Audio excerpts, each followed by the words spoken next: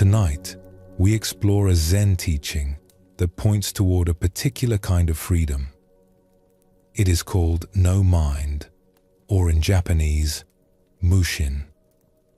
This does not mean a mind that is blank or dull. It is a way of being where life flows without struggle. Zen Buddhism teaches that this flowing way of being is available to us far more often than we realize. Before we begin, feel free to share what time it is and where you're listening from. We spend so much of our lives caught in thought. The thinking mind works constantly, believing it must figure everything out, control every outcome, prepare for every possibility. And in all this effort, we grow tired. We lose touch with the simpler way of being. Zen Buddhism offers another possibility. Not the absence of mind, but a mind that does not cling. When the thinking mind relaxes its grip, something else emerges. A kind of peace and natural wisdom that knows how to meet each moment without struggle. The masters who discovered this truth left us stories and teachings that point the way. As we move through these teachings tonight, allow your breath to find its own rhythm. Let your body settle wherever it is resting. There is nothing you need to figure out. Nothing you need to hold on to. The stories will unfold on their own, carrying you deeper into rest with each one.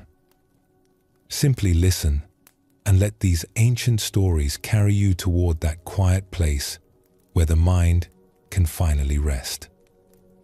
Let's begin our journey together. There is a kind of exhaustion that has nothing to do with physical labor.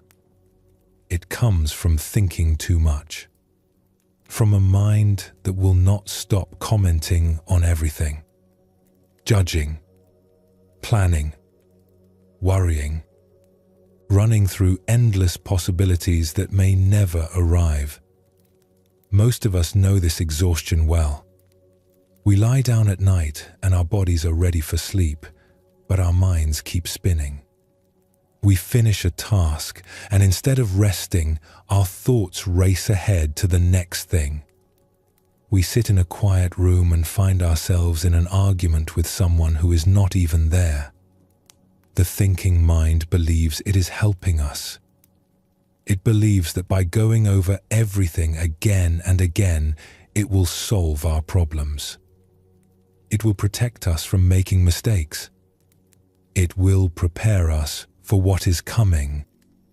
But often, it simply exhausts us. It keeps us company we did not ask for. It fills the silence with noise that serves no purpose. Zen does not ask us to stop thinking. Thoughts are natural. They arise on their own, like clouds forming in an empty sky. The teaching of no mind points to something different.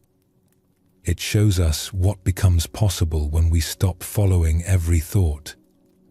When we stop believing that we must think our way through every moment. When the thinking mind is allowed to rest. What happens when the constant commentary falls silent? Not through force or suppression, but simply because we stop feeding it with our attention, a space appears. And in that space, we discover a different way of being present. Let us explore a story that shows this truth. In a busy trading town, there lived a merchant named Sajin who had built a successful business over many years. He was clever with numbers. He could assess the value of goods at a glance. He knew which traders were honest and which ones would cheat him if given the chance. His mind was always working, calculating, planning his next move. But Sajin had a problem that all his cleverness could not solve. He could not sleep. Each night he would lie on his mat and close his eyes, but his mind would not stop. It reviewed the day's transactions. It worried about shipments that might be delayed. It rehearsed conversations he needed to have with difficult suppliers. It calculated and recalculated figures he had already checked 3 times. Even when his body was heavy with fatigue, his thoughts kept spinning. He tried drinking warm sake before bed. He tried herbal remedies from a local healer. He tried exhausting himself with long walks. Nothing worked. His mind simply would not rest. The sleeplessness began to affect his work. He made small errors he would never have made before. His temper grew short. He snapped at his assistants over minor mistakes. Dark circles formed under his eyes. His wife worried about his health. One morning, unable to sleep yet again, Sajin rose before dawn and walked through the quiet streets. He found himself near the old temple at the edge of town. The gates were open, so he wandered in, hoping the peaceful grounds might calm his racing thoughts. The temple was simple. Wooden buildings arranged around a stone courtyard. Old pine trees casting long shadows in the early light. The smell of incense drifting from somewhere inside. As Sajin walked through the courtyard, he noticed an old man sweeping fallen leaves. The man moved slowly, methodically, guiding leaves into small piles with a bamboo broom. Back and forth, back and forth. The soft scratching sound of the broom against stone was the only noise in the early morning stillness. Sajin watched for a while. There was something about the old man's movements that caught his attention. The sweeper seemed completely at ease. His face held no tension. His shoulders were relaxed. He moved as though sweeping was the only thing in the world, and he was perfectly content for it to be so. After some time, the old man looked up and noticed Sajin watching. He smiled and continued his work. Sajin approached him. "Forgive me for staring," he said. "I could not help but notice how peaceful you seem. I am a merchant in this town. My business does well, but my mind gives me no rest. Even now, when I should be sleeping, I am walking these grounds because my thoughts will not stop. You seem to have found something I cannot find. What is your secret?" The old sweeper leaned on his broom and considered the question. "I have no secret," he said simply. "I just sweep." "Just sweep?" Sajin felt frustrated. "But surely your mind must be doing something. You must be thinking about something while you work." The old man shook his head gently. "When I sweep, I sweep. The broom moves. The leaves gather.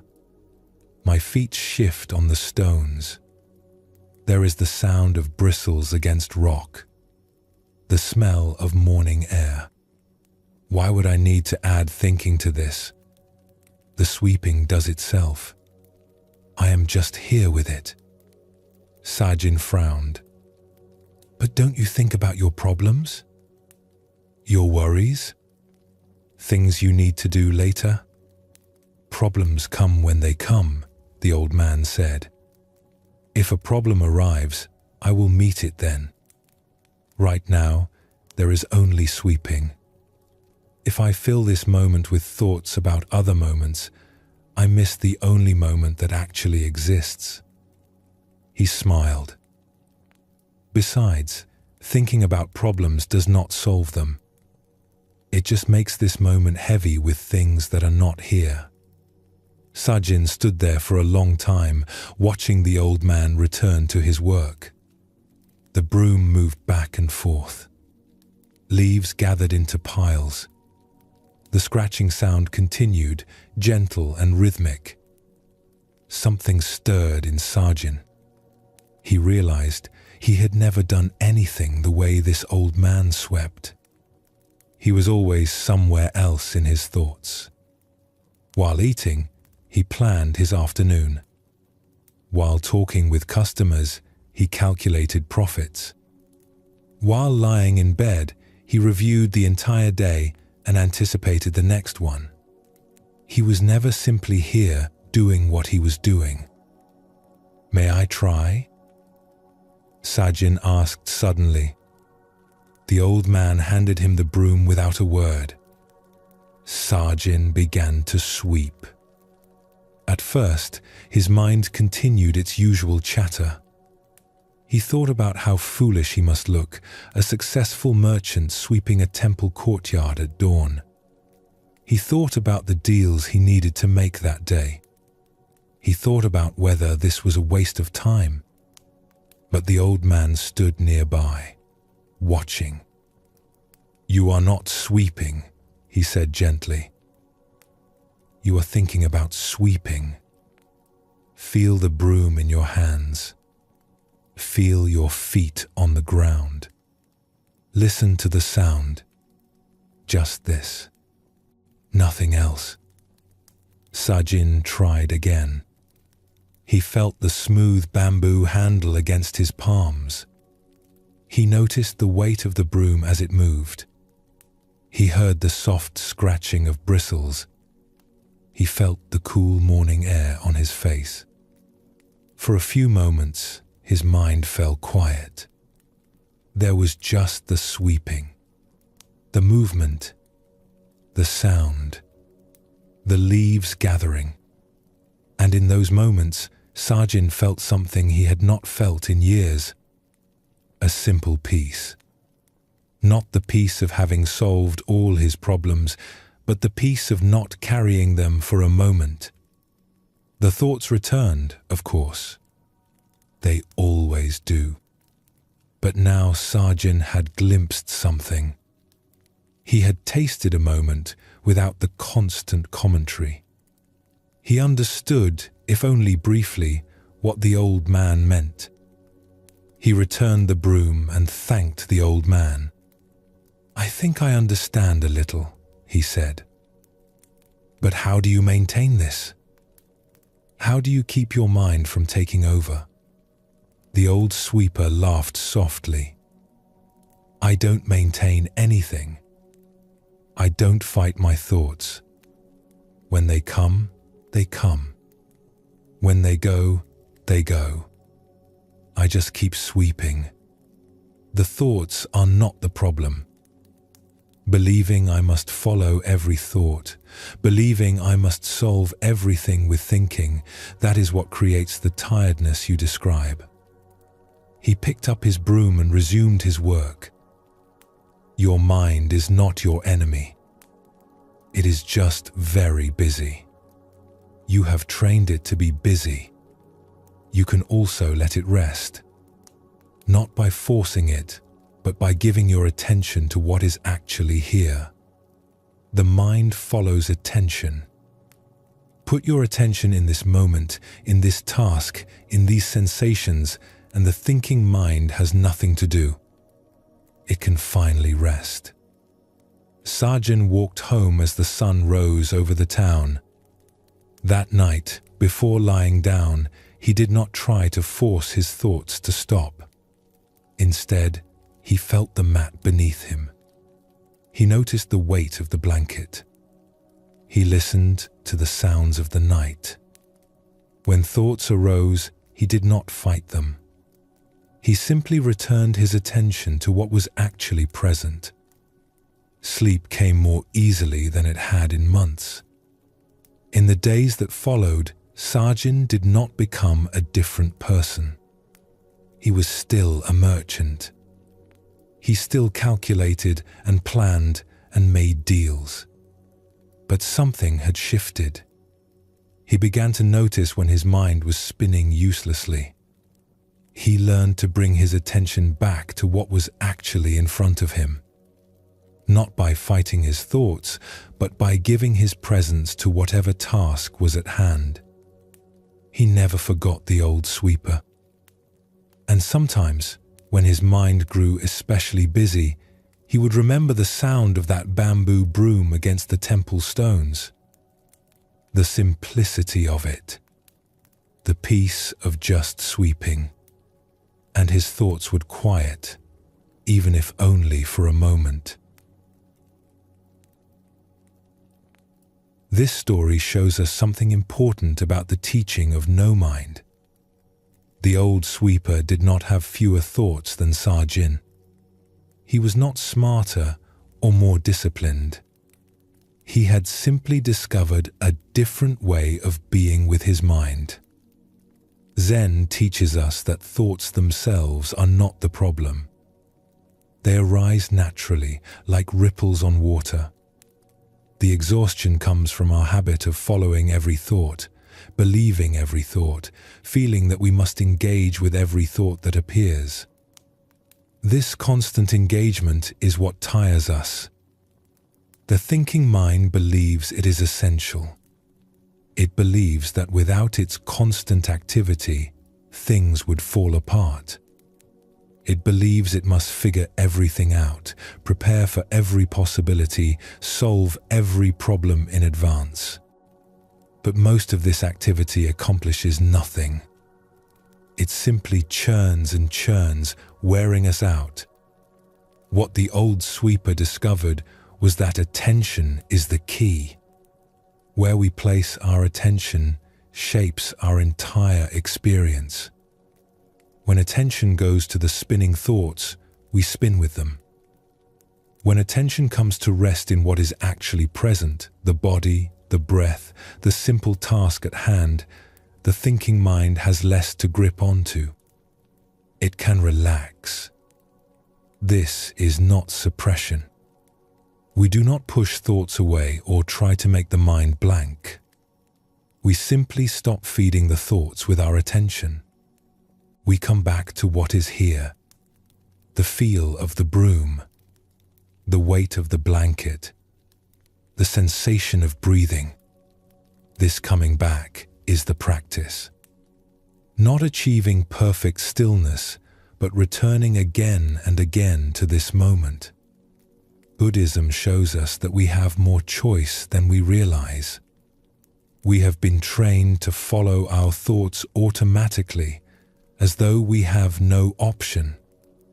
But we can learn to let thoughts pass without following them. We can learn to rest in simple presence.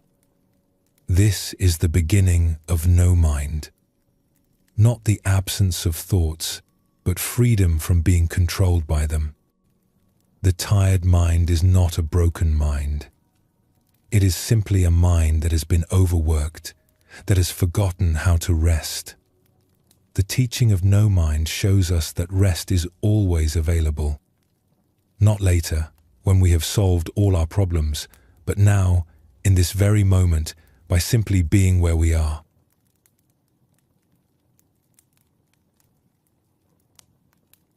Let us explore another story that reveals more of this truth. In the same town where Sa-Jin worked as a merchant, there lived a young scribe named Fumio. He worked in a government office, copying official documents by hand. His brush must form each character perfectly. There was no room for error. A mistake could change the meaning of a contract or a legal decree. Fumio took his work seriously. He had trained for years to develop his calligraphy. His teachers had praised his natural talent. When he first began working at the office, his characters flowed onto the paper with grace and precision. But something had changed. Over the past several months, Fumio had begun to struggle. His hand would cramp in the middle of copying a document. His brushstrokes, once smooth and confident, now trembled slightly. He would hesitate before making a stroke, second-guessing himself. The more he tried to focus, the worse it became. He examined his brush. There was nothing wrong with it. He checked his ink. It was the same quality he had always used. He adjusted his posture, his grip, the angle of his paper. Nothing helped. The problem, though Fumio did not recognize it, was in his mind. He had begun to watch himself too closely. Each time he raised his brush, a voice in his head would comment, "Make sure this stroke is straight. Do not press too hard. Remember the last mistake you made. Everyone is counting on you. If you fail, you will lose your position." This constant commentary created tension. His hand tightened. His shoulder hunched. His breath grew shallow. He was no longer writing. He was thinking about writing, worrying about writing, criticizing his writing, all while trying to write. The natural flow he once had was buried under layers of mental noise. One afternoon, Fumio was called to the archive room to retrieve some old documents. It was a dusty space in the back of the building where records from decades past were stored. Fumio rarely went there. As he searched through the shelves, he noticed an old man sitting at a small desk in the corner. The man was copying something, his brush moving steadily across the paper. Fumio had never seen him before. His hair was white, his face deeply lined, but his hand moved with a smoothness that made Fumio stop and stare. The old man's brush seemed to dance. There was no hesitation, no tension. The characters appeared on the paper as if by themselves. Fumio watched for several minutes, forgetting what he had come to find. When the old man finally set down his brush, he looked up and noticed Fumio. "You are the young scribe who works in the front office," he said. "I have seen your work. You have good training. But something is troubling you." Fumio was surprised. "How did you know?" "Your characters have begun to show strain. I can see the tension in them. I remember this problem. I had it myself many years ago." Fumio felt a wave of relief at being understood. "I do not know what has happened," he confessed. "I used to write easily. Now every stroke is a struggle. My hand cramps. I hesitate. I make mistakes I never would have made before. I have tried everything." The old man nodded slowly. "Sit," he said, gesturing to a cushion across from his desk. "Show me how you write." Fumio sat down and picked up a brush. He dipped it in ink and prepared to write a simple character on a blank sheet. Immediately, the familiar tightness appeared. His shoulder tensed. His breath caught. The voice started. "Do not mess this up. The old man is watching. Write it perfectly." He made the first stroke. It was uneven. The old man watched without expression. "Put down the brush," he said gently. Fumio set it down, feeling ashamed. "I want you to close your eyes," the old man said. "Now, feel your hand. Just your hand. Notice any tension in it." Fumio closed his eyes and focused on his hand. It was tight, almost clenched. He had not noticed. "Now, feel your arm. Your shoulder. Your breath." Fumio noticed tension throughout his body. His shoulders were raised. His breathing was shallow. He was holding himself like someone preparing to fight. "This is your problem," the old man said. You are not writing with your body. You are fighting with your mind. Your hand knows how to form these characters. You trained it for years, but you do not trust it anymore. You think you must control every tiny movement with your thoughts.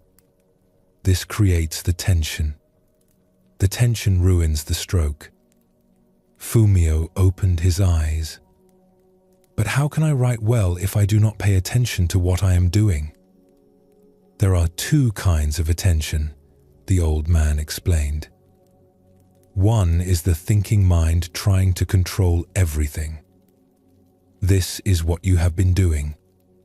It watches and judges and interferes. The other kind of attention is simply being present. Aware, but not controlling.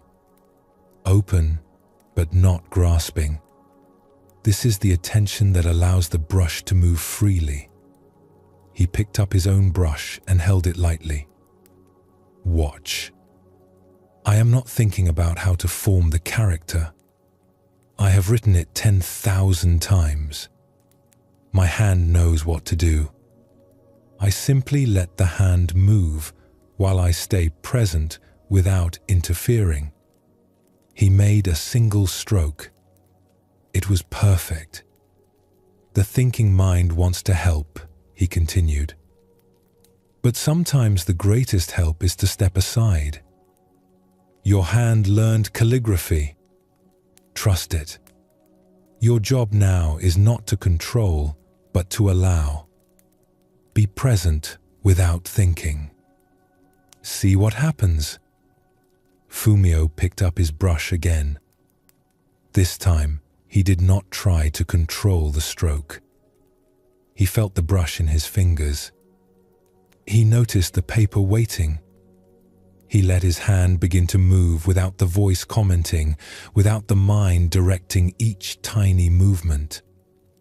The character that appeared was different. Not his best work, but something had shifted. There was less tension in the lines. More flow. Better, the old man said. You stepped aside for a moment. The brush could move more freely. This is what you must practice. Not controlling, but allowing. Not thinking about writing, but simply writing. The hand knows the way. The mind just needs to stop blocking it.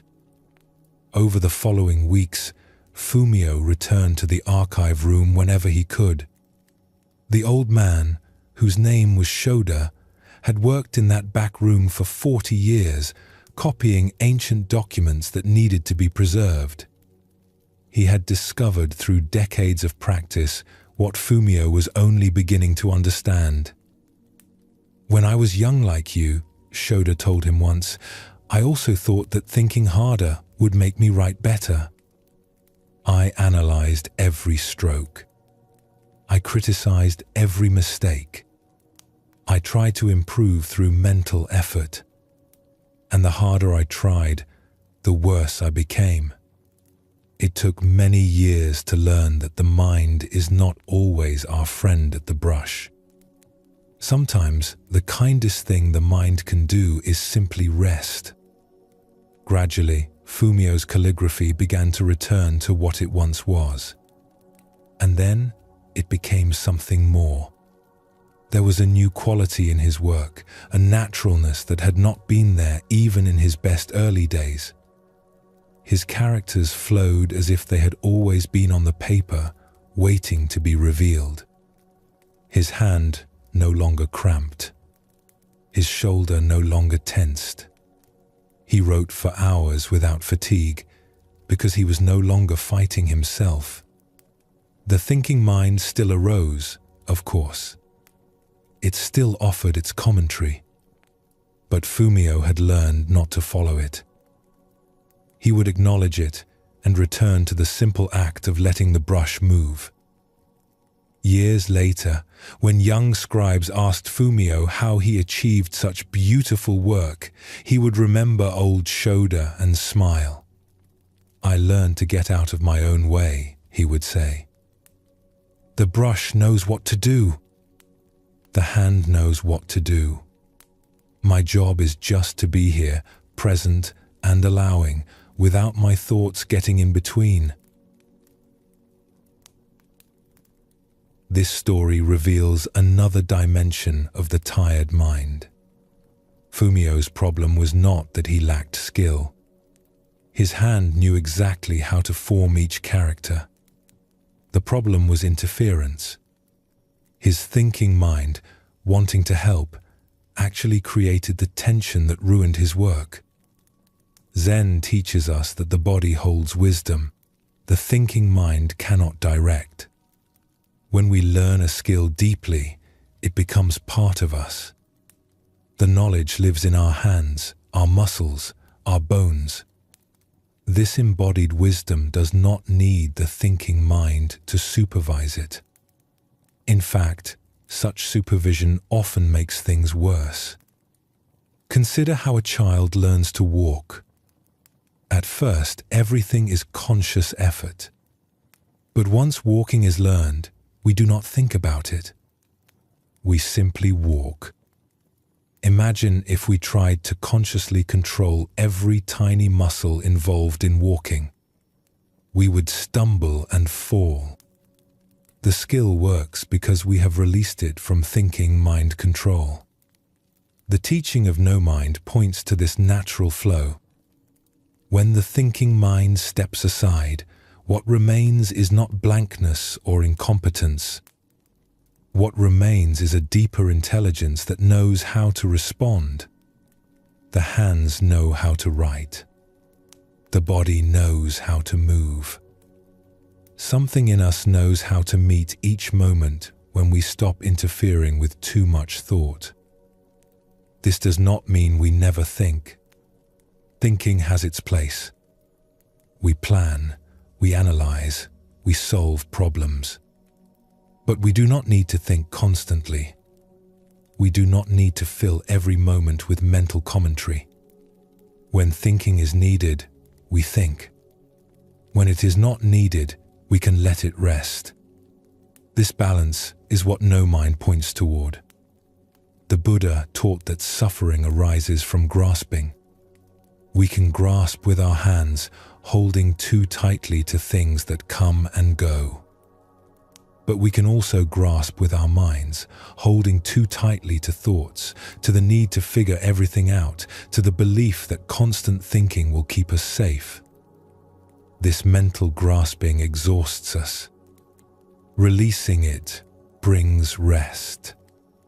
Both Sajin the merchant and Fumio the scribe discovered the same truth from different angles. The mind that will not stop creates tiredness, tension, struggle. The mind that can rest when rest is appropriate allows natural wisdom to emerge. We do not lose anything by letting the thinking mind quiet down. We gain access to a deeper part of ourselves that has always been there, waiting for the noise to settle. As you rest here now, you might notice your own thinking mind. How busy it has been. How hard it works. How much it believes it must control.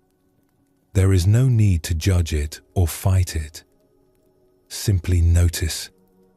And perhaps for just a moment, you can let it rest. Not forever. Not even for very long. Just for this breath. Just for this moment. Letting the thoughts be there without following them. Letting your attention settle into the simple fact of being here. This is the beginning of no mind. Not an achievement to reach, but a releasing that is always available. Take a gentle breath now. Feel the air entering your body and feel it leaving. There is nothing you need to figure out. Nothing you need to hold. Simply rest here, allowing the breath to breathe itself, allowing this moment to be exactly as it is.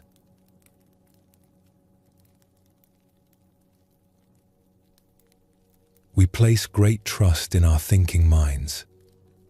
We believe that if we can understand something with our thoughts, we truly know it.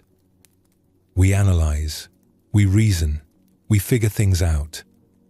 This is how we were taught to learn. This is how we believe knowledge works. But there is another kind of knowing that lives deeper than thought. It lives in our hands, in our bodies, in the quiet intelligence that does not need words. Watch a grandmother kneading bread dough.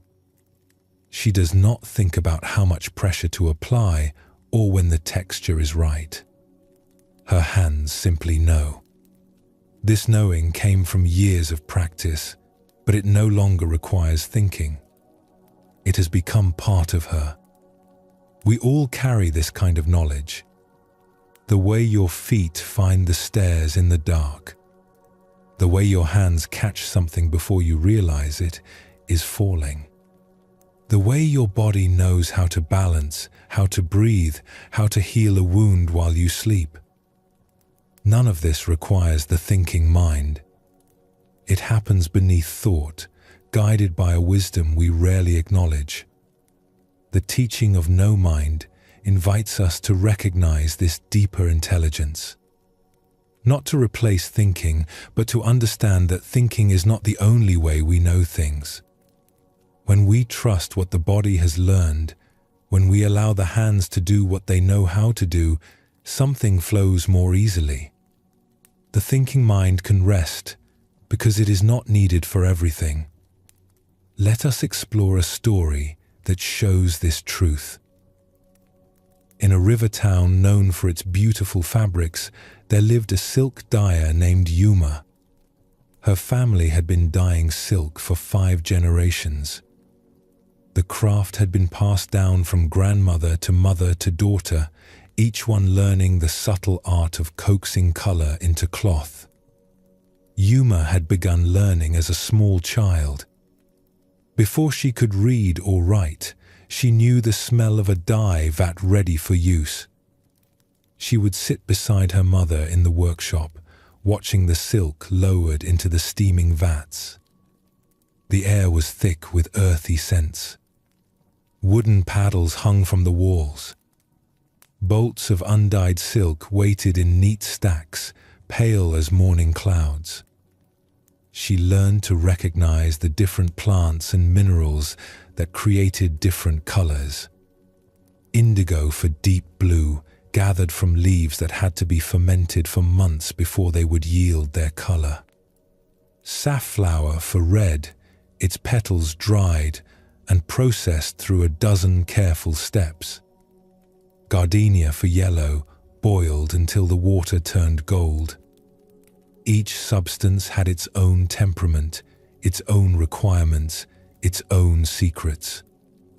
Her mother would guide her small hands, showing her how to feel the silk, how to sense when the fabric had absorbed enough color. "Do not think too much," her mother would say. "Let your hands learn. They are smarter than your head for this work." At first, Yuma did not understand. She tried to memorize rules. She tried to count the seconds the silk stayed submerged. She watched for visible signs that she could name and repeat. But her colors were inconsistent. Sometimes too pale. Sometimes too dark. Sometimes the dye did not hold at all. Then, somewhere in her 10th year of practice, something shifted. She stopped trying so hard to understand. She simply did the work, day after day, and gradually her hands began to know things her mind had never grasped. By the time Yuma was grown, she had become the finest dyer in the region. Merchants traveled from distant cities to buy her silk. Her colors were richer, more lasting, more alive than anyone else could achieve. When people asked her secret, she found it difficult to explain. The truth was, Yuma did not think about dying anymore. When she worked, her hands moved on their own. She would lower the silk into the vat, and something in her would know exactly when to lift it out. Not from counting, not from watching the color. Something deeper than that. A feeling in her fingers, a sense in her body, a knowing that had no words. One autumn, a scholar named Tadashi came to the town. He was writing a book about traditional crafts and wanted to document Yuma's dyeing techniques. He arrived at her workshop with paper and ink, ready to record every detail of her process. Yuma welcomed him politely and agreed to let him observe. She was preparing a batch of indigo dye that morning, one of the most difficult colors to work with. Indigo is temperamental. The dye vat must be kept at exactly the right condition. The silk must be dipped and lifted at precise intervals. Too long in the vat and the color becomes muddy. Too short and it will not hold. Tadashi watched intently as Yuma prepared the vat. He asked questions constantly. How hot should the water be? How much indigo per measure of water? How do you know when the vat is ready? Yuma tried to answer, but she found his questions difficult. She had never measured the water temperature with an instrument. She simply put her hand near the surface and felt whether it was right. She had never weighed the indigo. She added it until the vat looked correct, until it smelled correct, until something in her said it was enough. But how do you know? Tadashi pressed. There must be some method, some rule you follow. Yuma considered this. When I was young, my mother taught me. She would guide my hands and show me what to feel for. At first, I did not understand. I could not feel what she felt. But after many years, my hands learned. Now they know things I cannot explain with words. Tadashi frowned and wrote something in his notebook. He seemed dissatisfied with this answer. Yuma lifted a piece of silk and lowered it into the indigo vat. She held it beneath the surface, her eyes half closed, her attention somewhere inside her hands. After a time that seemed random to Tadashi, she lifted the cloth out. It emerged looking greenish and dull. It does not look blue, Tadashi observed. Wait, Yuma said. As the silk met the air, something remarkable happened. The greenish color began to shift.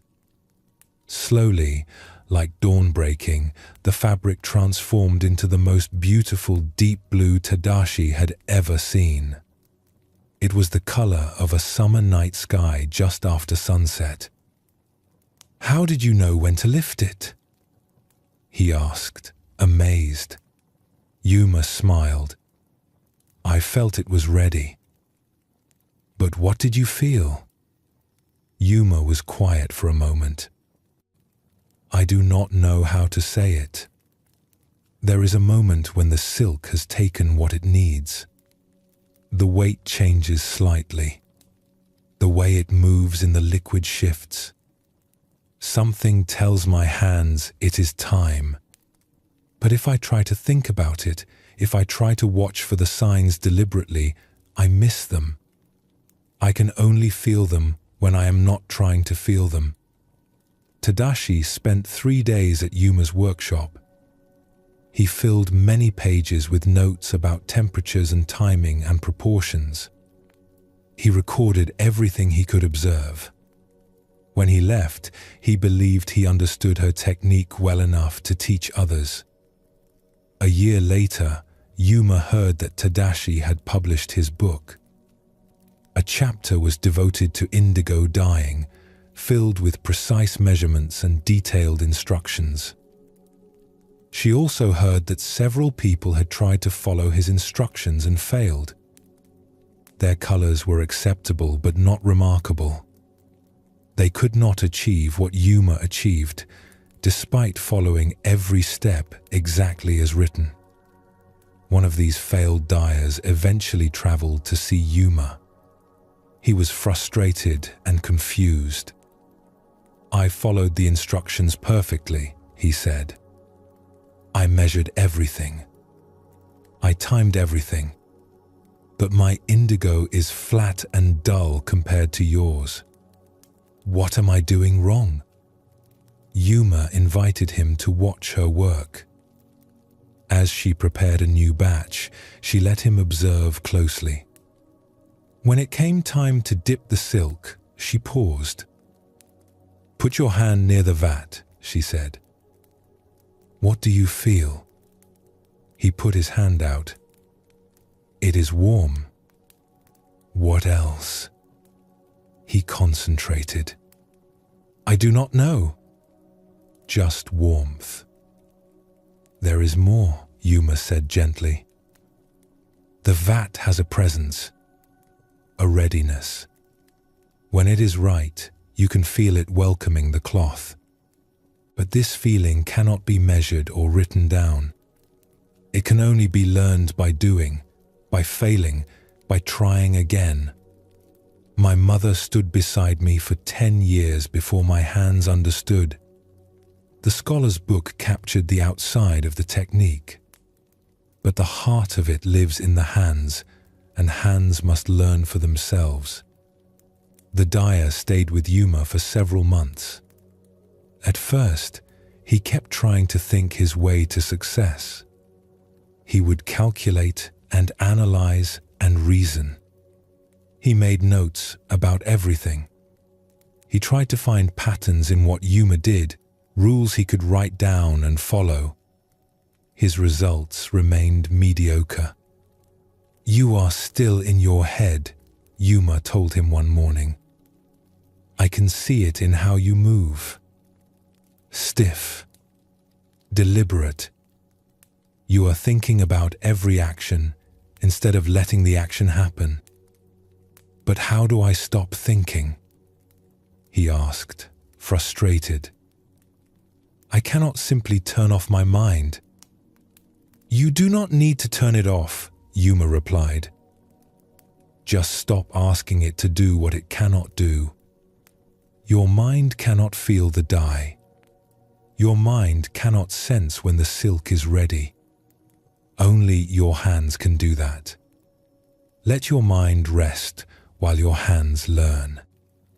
He did not understand at first, but he had no other options, so he kept working.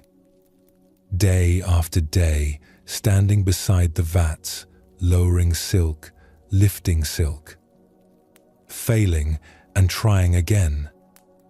But slowly, as the weeks passed, something began to shift. He stopped trying so hard to understand with his mind. He simply did the work, day after day, letting his hands learn what his thoughts could not grasp. He paid attention not to ideas about dyeing, but to the actual sensations. The weight of wet silk, the smell of the vat at different temperatures, the subtle changes in color that happened so gradually they seemed invisible, until suddenly they were complete. He began to notice things he had never noticed before. The way the silk felt different when it had absorbed enough dye. The way the liquid in the vat had a particular shimmer when the conditions were right.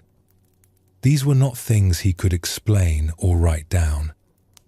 They were things his hands were beginning to know.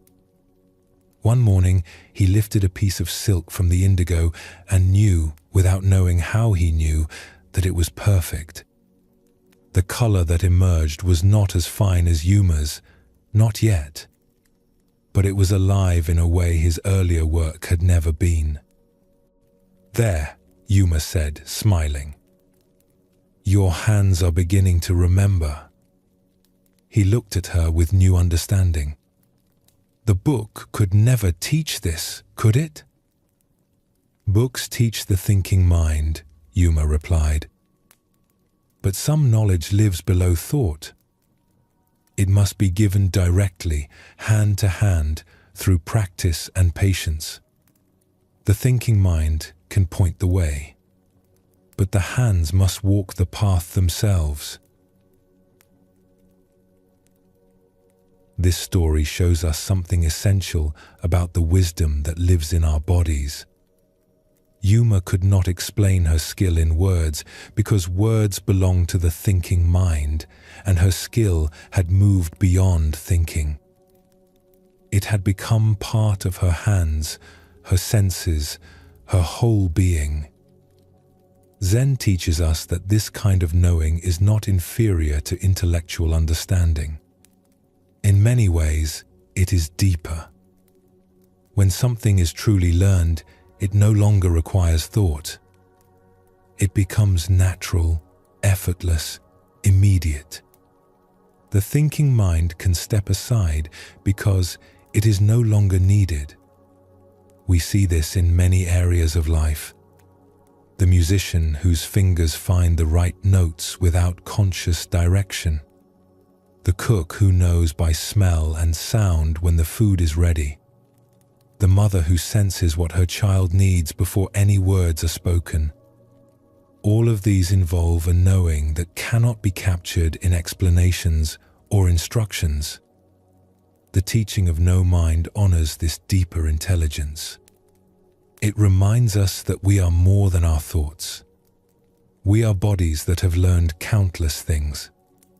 We are hands that remember. We are beings with access to wisdom that thinking can never reach.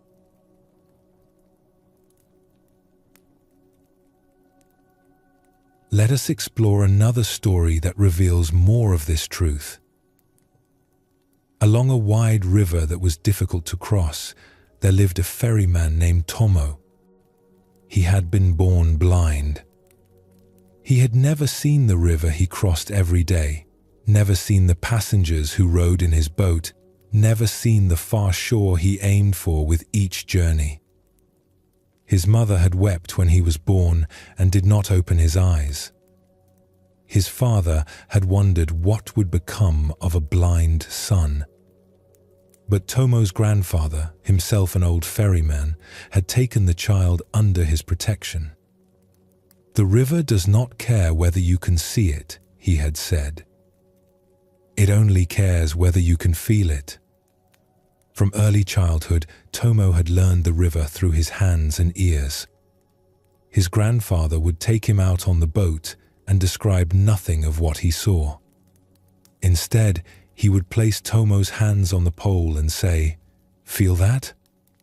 The current is pushing us toward the sandbar.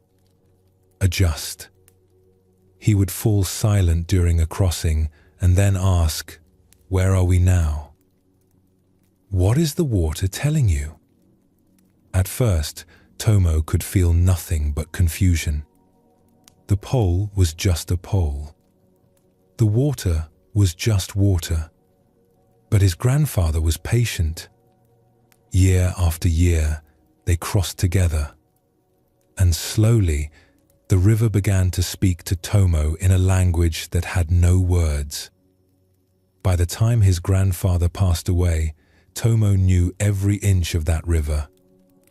Not through sight, which he had never possessed, but through a knowing that lived in his whole body. And yet Tomo was the most trusted ferryman on the river. This puzzled many travelers. The river was dangerous. Strong currents ran beneath the surface. Sandbars shifted with the seasons. Rocks lurked in unexpected places. Other ferrymen, men with good eyesight who had worked the river for years, sometimes ran aground or lost their way in fog. But Tomo never did. One day, a young ferryman named Genji came to learn from Tomo. Genji had been working a different stretch of the river and had grown frustrated. Despite his sharp eyes and careful attention, he struggled in difficult conditions. When mist rose from the water or storms darkened the sky, he became uncertain and made mistakes. He had heard about the blind ferryman who never erred, and he did not believe it. He came to see for himself. Tomo welcomed him aboard for a crossing. The day was clear, the water calm. Genji watched as Tomo untied the boat and pushed off from the shore. The blind man's movements were confident and unhurried. He positioned himself at the pole and began to guide the boat into the current. Genji watched carefully, trying to understand what Tomo was doing differently. The old man seemed to be listening, his head tilted slightly. His hands on the pole were light, sensitive. He made small adjustments constantly, responding to things Genji could not detect. "How do you know where to steer?" Genji asked. "I listen," Tomo said. "The river is always speaking. The sound of the current tells me where the deep water runs. The echo from the shore tells me how far I have traveled. The way the boat moves beneath my feet tells me about the currents that are pushing us." Genji listened but heard only the general sound of water. "I hear the river, but it all sounds the same to me." Tomo smiled. "When you rely on your eyes, your ears grow lazy. You look at the water and think you know what it is doing. But water hides much beneath its surface. I cannot be fooled by how things look. I can only know how things are." They reached the middle of the river where the current was strongest. Genji felt the boat being pushed sideways. He would have fought against it, struggling to hold a straight course. But Tomo did something different. He let the current take the boat, adjusting his angle so that the river's push actually helped them move toward their destination. "You work with the river," Genji observed. "I have no choice," Tomo replied. "I cannot see it, so I cannot oppose it. I can only feel what it is doing and respond. The river is much stronger than me. If I fight it, I lose. If I feel its movement and adjust to it, we both get what we need." As they approached the far shore, a light mist began to rise from the water. Genji felt a familiar anxiety. In mist, he lost his bearings easily. Landmarks disappeared. Distance became impossible to judge. He had run aground in such conditions more than once. But Tomo showed no concern. He continued his steady work with the pole, making adjustments Genji could not understand. When they touched the far bank exactly where they had aimed, Genji was astonished. "How did you find the landing in this mist?" "I cannot see it even now." "I felt it," Tomo said simply. "The way the water moves changes near the shore. The sound changes too. And there is a smell when we are close. Wet earth. The plants that grow at the water's edge. I have crossed this river 10,000 times. My body knows the way." Over the following weeks, Genji returned many times to learn from Tomo. The old man did not lecture or explain in great detail. Instead, he had Genji close his eyes while crossing. At first, Genji felt helpless and frightened without his sight. He had no idea where they were or what was happening. His hands gripped the pole too tightly. His body was rigid with tension. "You are fighting," Tomo told him. "You are trying to see with your mind what you cannot see with your eyes. Stop trying. just feel. This was harder than any instruction Genji had ever received. His whole life, he had solved problems by thinking harder. Now he was being asked to think less, to trust something he did not even know he possessed. The first few crossings with closed eyes were terrible. Genji felt lost and helpless. More than once he wanted to open his eyes and give up this strange training. But something kept him returning. Perhaps it was the memory of Tomo navigating the mist with such calm certainty. Perhaps it was a growing awareness that his own way had limits. But Tomo guided him patiently. Feel the current through the pole. It is speaking to your hands. Feel how the boat tips and sways. It is telling you about the water beneath us. Listen. The shore sounds different from the open water. The deep channel sounds different from the shallows. Day after day, Genji practiced with his eyes closed. Slowly, impossibly, he began to sense things he had never noticed with his eyes open. The language of the river revealed itself in vibrations through the pole, in the movement of the boat, in sounds he had always heard but never truly listened to. He learned that the current changed its voice depending on depth. Shallow water had a different texture, a different sound when the pole touched bottom. He learned that approaching the shore created subtle echoes he had never consciously noticed. He learned that even the wind on his face told him something about where he was on the river. One afternoon, a sudden storm caught them in the middle of a crossing. The sky went dark. Rain pounded the water. Visibility dropped to almost nothing. Genji would have panicked in such conditions before. But now, with all he had learned, he found himself becoming calm. He could not see, so he stopped trying to see. He felt the boat. He felt the current. He listened to the rain hitting the water around them. And somehow, from all these sensations, he knew which way to go. They reached the shore safely. Genji opened his eyes as the rain began to ease. His hands were trembling, but not from fear. From something else. From amazement at what his body had known how to do. I could not see anything, he said to Tomo. But I knew where we were. I knew what to do. How is this possible? Your eyes are useful, Tomo said gently. But they have made you forget your other senses. They have made you think that seeing is the only way of knowing. Now you are beginning to remember what your body always knew. The knowing that does not need sight.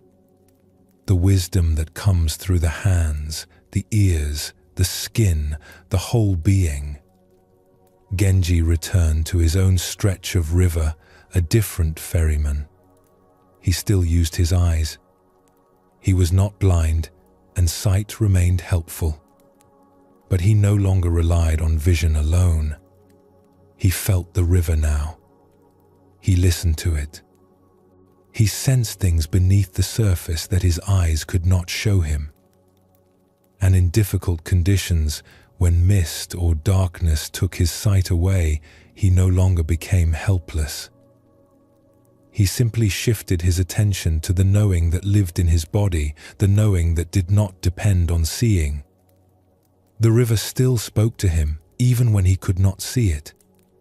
His hands still remembered the way. This story deepens our understanding of the wisdom that lives beyond thought. Tomo's blindness was not a limitation in the way others assumed. It had forced him to develop a different kind of knowing. And this knowing was in some ways more reliable than sight alone. The Buddha taught that we cling to our usual ways of perceiving. We believe that how we typically see things is how things truly are. But our habitual perceptions are limited. They show us some aspects of reality while hiding others. When we release our grip on these familiar ways, other kinds of knowing become available. Genji discovered that his eyes, for all their usefulness, had actually been limiting him. He trusted them so completely that his other senses had grown dull. When he learned to close his eyes and feel the river directly, a whole world of information opened to him. This is what the teaching of no mind points toward. Not the rejection of our usual capacities, but the recognition that they are not the only capacities we have. The thinking mind is valuable, but it is not the only kind of intelligence we possess. The body knows things. The senses know things.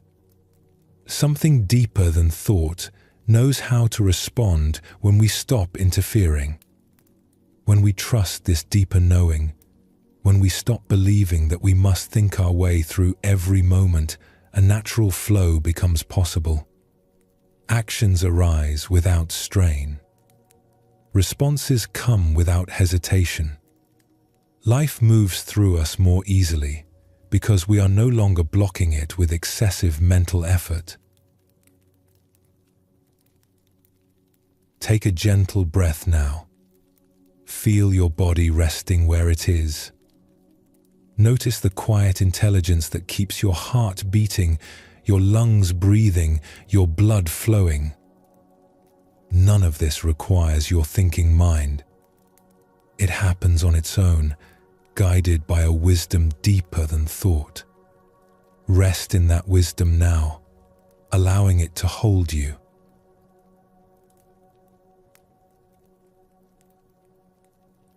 In Zen, there is a teaching about forgetting the self. This does not mean losing our memory or becoming confused about who we are. It points to something more subtle. There is a part of us that watches everything we do. It comments. It judges. It worries about how we appear to others. This watcher creates a kind of split inside us. One part acts, another part observes and evaluates the action. Zen shows us that when this watcher dissolves, even for a moment, something remarkable happens. Action becomes whole. We are no longer divided against ourselves. The Buddha spoke often about the burden of self-concern, how we suffer because we are constantly protecting and promoting this sense of I. We worry about how the I looks to others. We fear that the I will fail or be embarrassed. We compare our I to other people and feel either superior or inadequate. All of this mental activity creates tension and separation. It pulls us out of direct experience and into a story about ourselves having the experience. Buddhist practice invites us to investigate this self that seems so solid. When we look closely, we find it is more like a process than a thing. Thoughts arising and passing.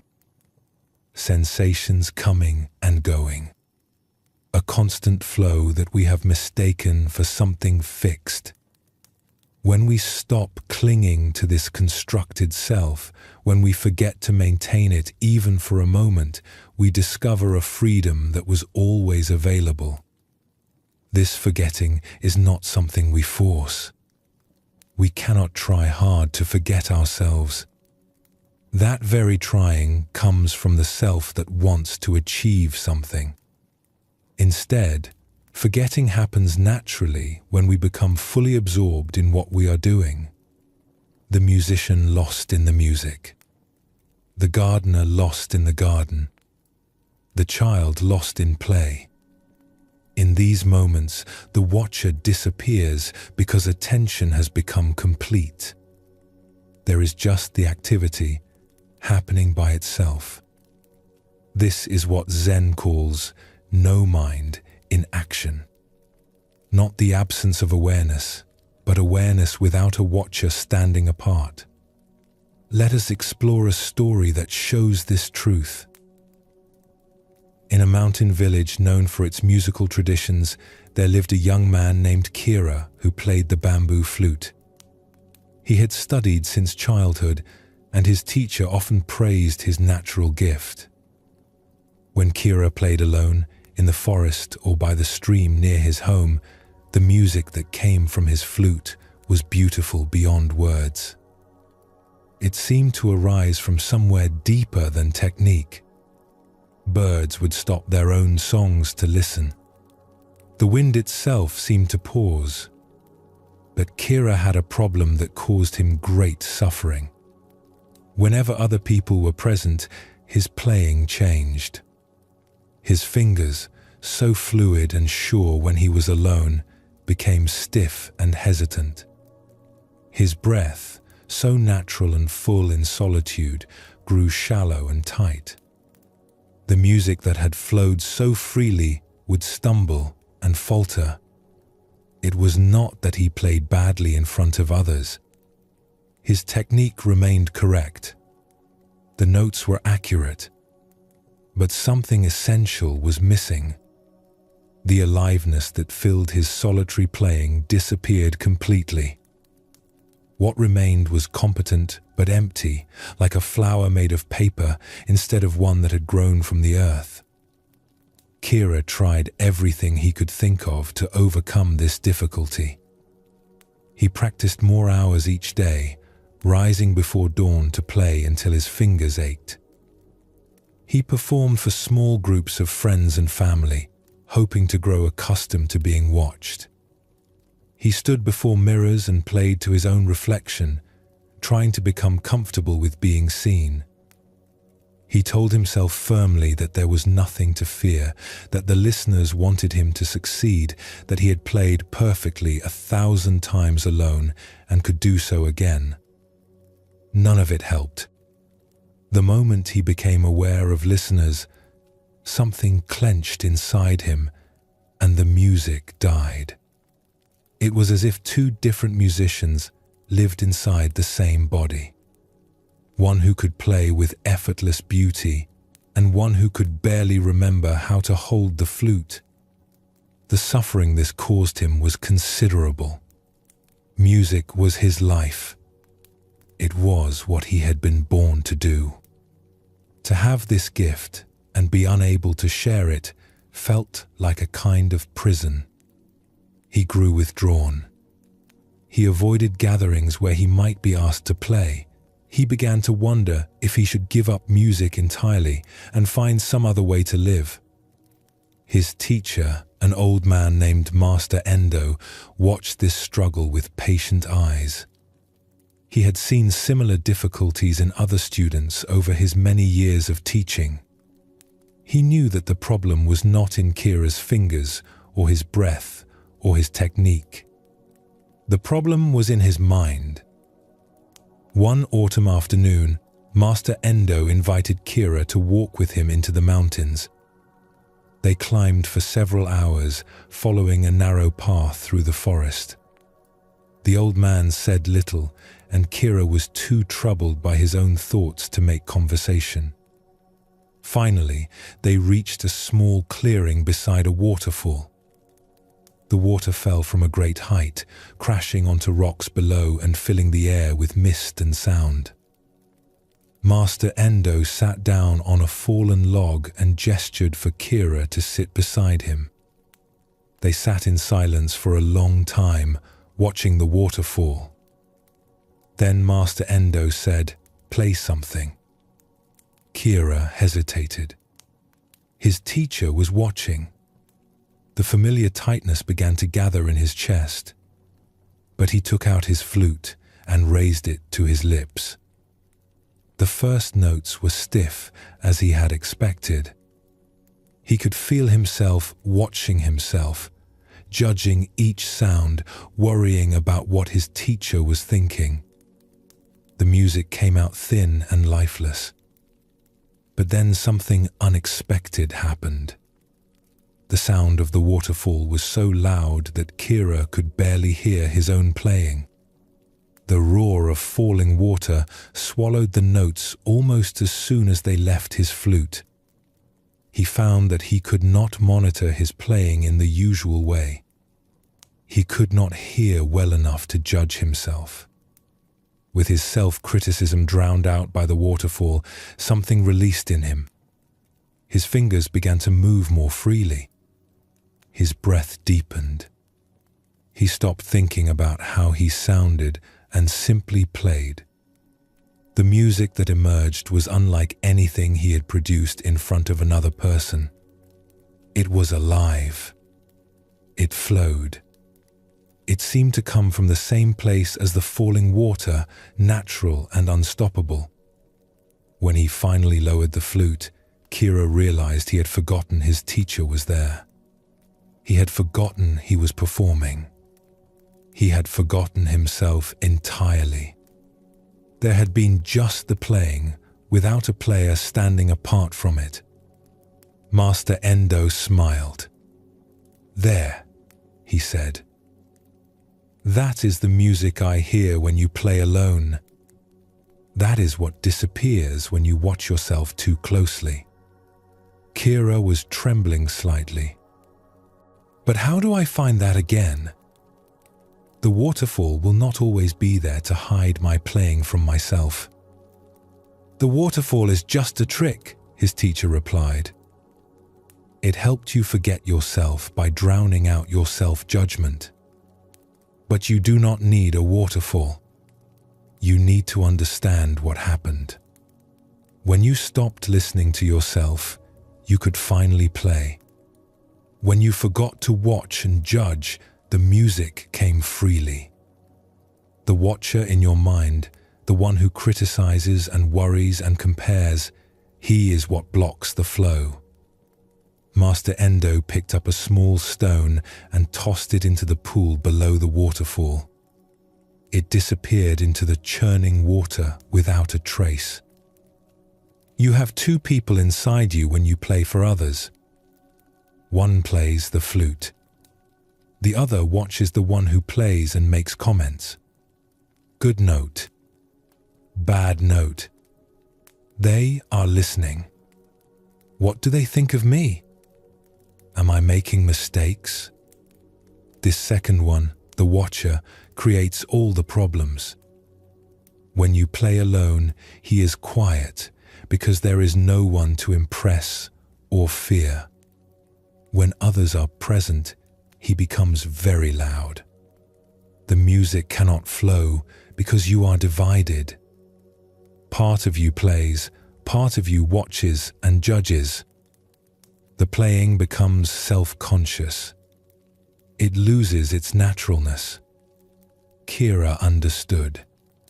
He had felt this division, but never seen it so clearly. How do I quiet the watcher? You cannot fight him directly. If you try to stop him, you are just adding another layer of watching. Watching yourself. Watching yourself.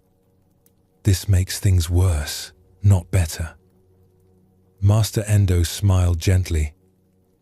Instead, you must give all your attention to the music itself. Not to how you are playing, but to the music. Listen to it as if you were in the audience.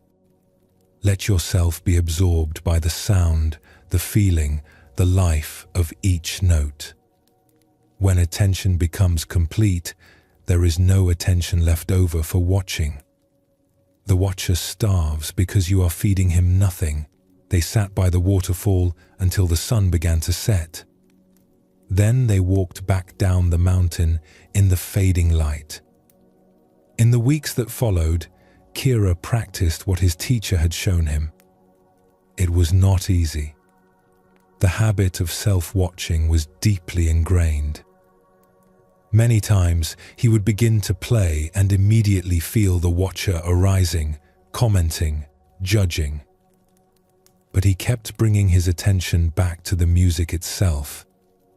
not to how he was producing it, but to what was being produced. Listening as a listener would listen. Slowly, gradually, something shifted. There were moments when the watcher faded and the music flowed freely, even with others present. These moments came more often as he practiced. He learned to recognize when he was dividing himself and how to let that division heal. One winter evening, Kira was invited to play at a gathering in the village. Many people came to listen, including Master Endo. Kira felt the old fear arise as he looked out at all the watching faces. The watcher in his mind began its familiar commentary. They are all looking at you. Do not make mistakes. What will they think? But then Kira did something he had learned by the waterfall. He let his attention drop fully into the music. He stopped listening to the watcher and started listening to the notes. The first phrase flowed from his flute, and he let himself be absorbed by it, as if he were hearing it for the first time, as if someone else were playing. The watcher tried to arise several times during the performance. But each time, Kira gently returned his attention to the sound itself. And each time, the division healed and the music flowed. When he finished, the room was silent. Then people began to speak all at once, their voices full of something Kira had never heard in response to his playing before. They were moved. The music had touched them.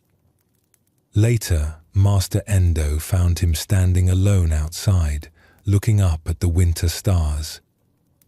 "Tonight you forgot yourself," the old teacher said. The music played itself. "You were not in the way." Kira nodded. He felt different somehow. Lighter. "I think I understand now. When I stop watching myself, the self is not a problem. It was never my playing that was blocked. It was my attention to my playing. When I attend to the music instead of to myself making music, everything flows." This is the teaching, Master Endo said. In music, in life, in everything. The self that watches and worries creates separation. When we forget this self, even for a moment, we become whole. The flute plays the flute. The music makes itself. We are not doing it. We are just here, allowing it to happen. This story shows us what Zen means by forgetting the self. Kira did not become a different person. He did not lose his memory or his identity. He simply stopped standing apart from his own experience, watching and judging. When he forgot to maintain that separation, when his attention became fully absorbed in the music rather than in himself making music, the natural flow returned. We can recognize this experience in our own lives. Those moments when we were so engaged in something that we lost track of time. When we looked up and hours had passed without our noticing. In those moments, the watcher was absent. We were simply doing what we were doing completely.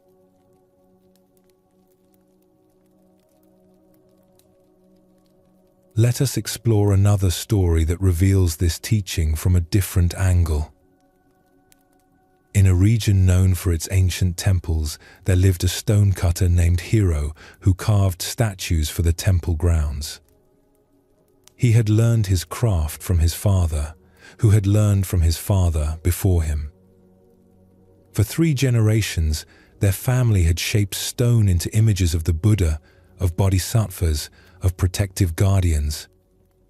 Hiro was skilled at his work.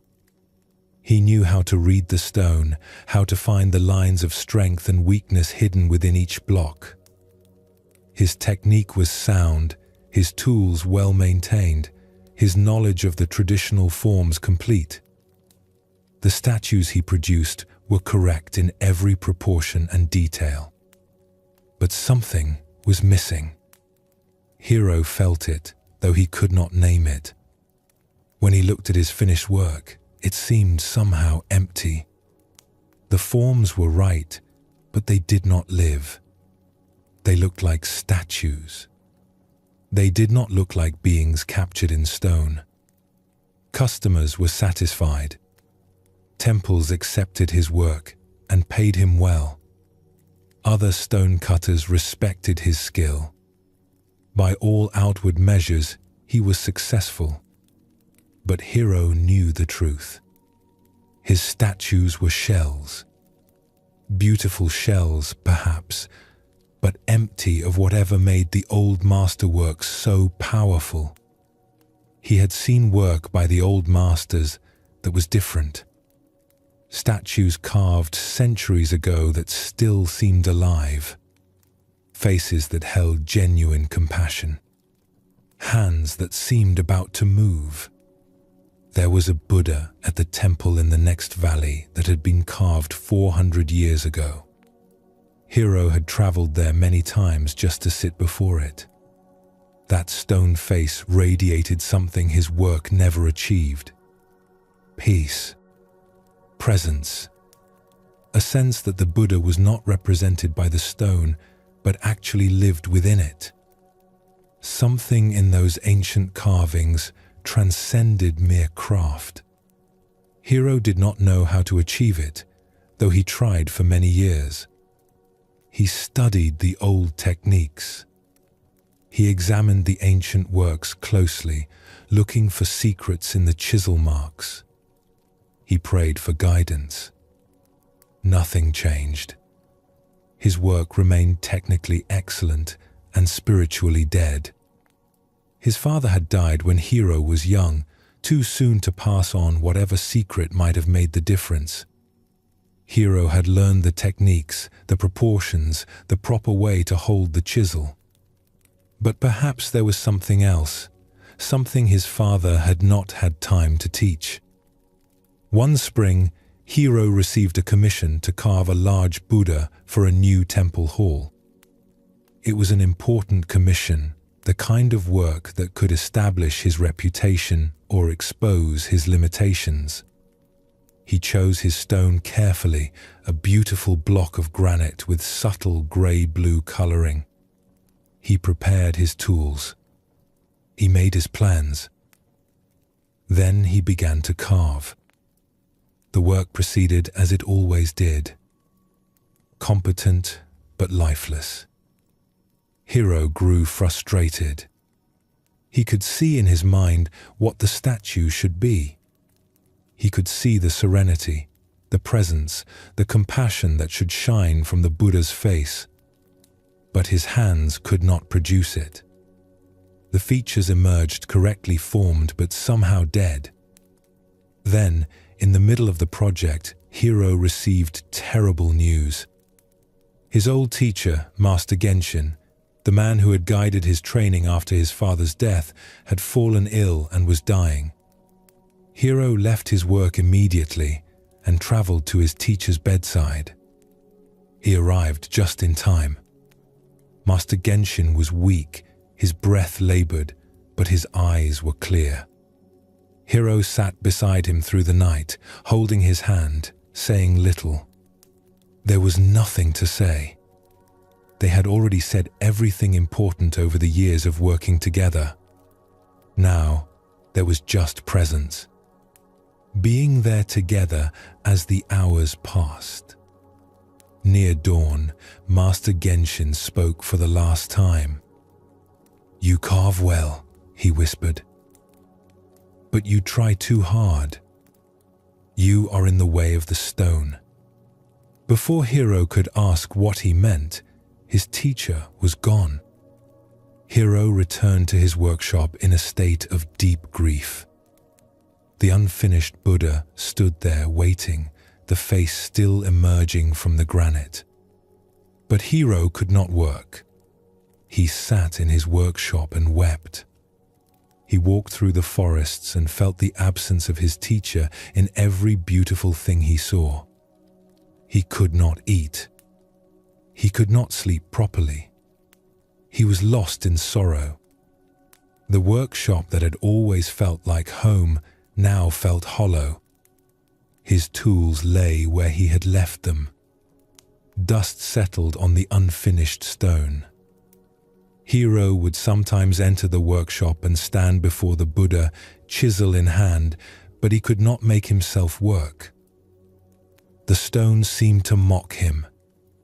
It waited for hands that had lost their will to shape it. Days passed, then weeks. The temple officials sent messages asking about the progress of their Buddha. Hiro could not respond. The grief had swallowed him. He thought often about his teacher's last words. "You try too hard. You are in the way of the stone." What did it mean? Hiro had always believed that trying hard was the path to excellence. That watching his work carefully would help him improve. That being in control was necessary for creating something beautiful. Had his teacher seen something different? Some flaw in his approach that had been invisible to Hiro himself? One morning, without any decision to do so, Hiro found himself standing before the unfinished statue. A chisel was in his hand. He did not remember picking it up. He did not remember walking to the workshop. The grief was so heavy that it had become a kind of fog, and he moved through it without awareness. He began to carve. He was not thinking about carving. He was not thinking about technique or proportion or how the statue should look. His mind was empty of everything except grief. The loss of his teacher filled him completely. There was no room for anything else. No room for the voice that usually commented on his work. No room for the watcher who evaluated each stroke. Just sorrow and hands that moved. His hands moved. The chisel struck the stone. The sound echoed in the empty workshop. Hours passed. Hiro did not notice. He was not watching himself work. He was not evaluating each stroke. He was simply there, moving, carving, the grief flowing through him and somehow into the stone. Tears ran down his face, and he did not wipe them away. The chisel kept moving. The stone kept yielding. When he finally stopped, the sun was setting. Hiro stepped back and looked at what he had done. The face of the Buddha looked back at him. It was alive. There was no other word for it. The stone face held a presence that none of his previous work had ever achieved. The expression was serene but not empty, compassionate but not sentimental.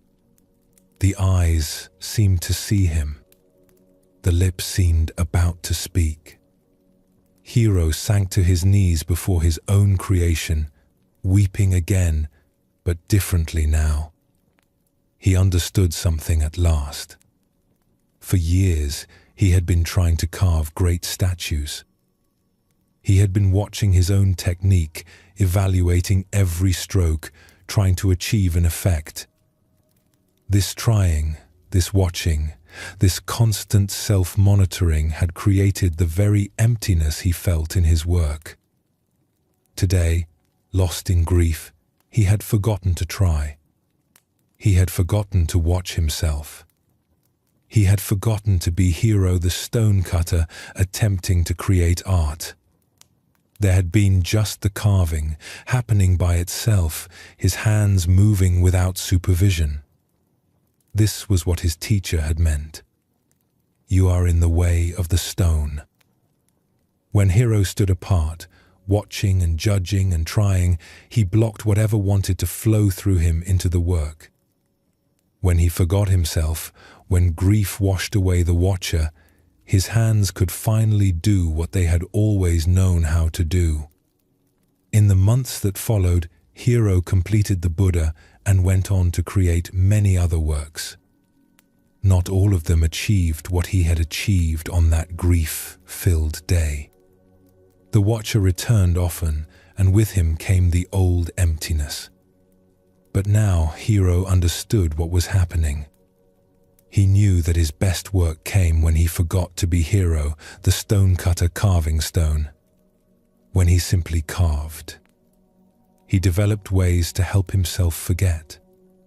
Sometimes he would work in dim light, where he could not see clearly enough to judge. Sometimes he would carve in rhythm with his breathing, letting the breath guide his hands. Sometimes he would simply wait until he felt that strange quiet inside, that absence of the watcher, before beginning. The temple officials who received the completed Buddha were astonished. They had expected good work from Hiro. They had not expected this. The statue became famous in the region. People traveled far to sit before it. They said it brought them peace. They said the Buddha's eyes seemed to see into their hearts. Hiro knew that he had not created that quality through skill or effort. It had come through him on a day when he was too broken to get in the way. The grief had been terrible, but it had also been a gift. It had shown him what was possible when the self that watches and judges falls silent.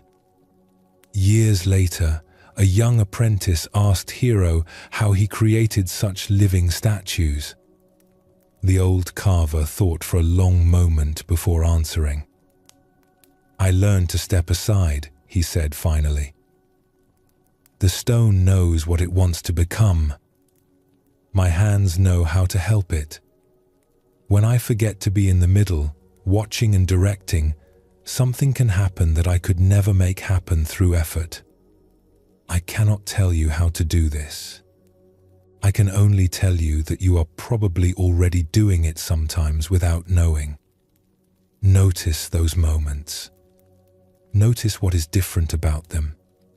You will find that you are absent in a certain way. The you that watches and judges and tries. Let that one rest and see what emerges." Zen teaches that we cannot force this forgetting. Any effort to forget ourselves comes from the very self we are trying to forget. But we can create conditions where forgetting becomes more likely. We can notice when we are dividing ourselves and gently return to complete engagement. We can let go of trying to achieve particular results and simply give ourselves to the activity at hand. Both Kira and Hiro discovered this truth through different paths. One learned to give his attention completely to the music. The other was emptied by grief until there was no watcher left. Both found that their best work, their most natural expression, arose when they stepped out of their own way. This is the art of forgetting. Not a loss, but a release. Not emptiness, but wholeness. When the self that watches and judges falls away, what remains is not nothing. What remains is life, flowing naturally, doing what it has always known how to do. Take a gentle breath now. Feel yourself resting here. Notice if there is a part of you watching yourself rest, commenting on how it is going. And if there is, let that be okay too. Simply notice and return your attention to the breath itself. The simple sensation of air moving. This moment happening by itself without anyone needing to manage it.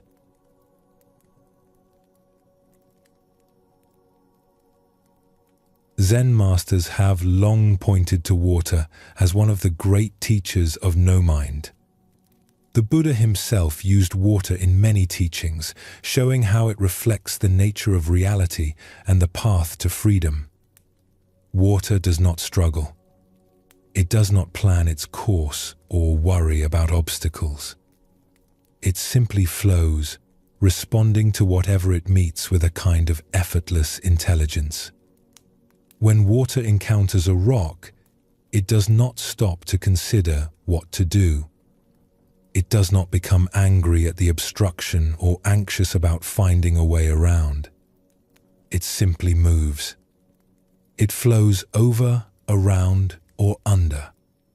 It finds the path of least resistance without calculating that path. This is not passivity. Water is enormously powerful. It carves canyons through solid rock. It shapes mountains over time, but its power comes not from force or struggle. It comes from persistence and flexibility, from moving with conditions rather than against them. Zen teaches that the mind can be like water. When thoughts arise, we do not need to fight them or push them away. We can let them flow through like water flowing around stones. When difficulties appear in our lives, we do not need to meet them with rigid resistance. We can respond fluidly, finding the way that opens naturally before us. This is not weakness or giving up. It is a different kind of strength. The strength of yielding. The power of not forcing. The Tao Te Ching, an ancient text that deeply influenced Zen Buddhism, says that nothing in the world is softer than water, yet nothing is better at overcoming the hard and rigid. This teaching points to a profound truth. What seems weak is often strong. What seems passive is often powerful. The mind that flows like water accomplishes what the rigid, forcing mind cannot. When we watch water, we see no mind in action, no hesitation, no deliberation, no second guessing, just continuous, appropriate response to whatever is present. This is what becomes possible when we stop overthinking and allow our natural intelligence to guide us. Let us explore a story that shows this truth. High in the mountains, where the air was thin and cold, there lived a young nun named Emmy.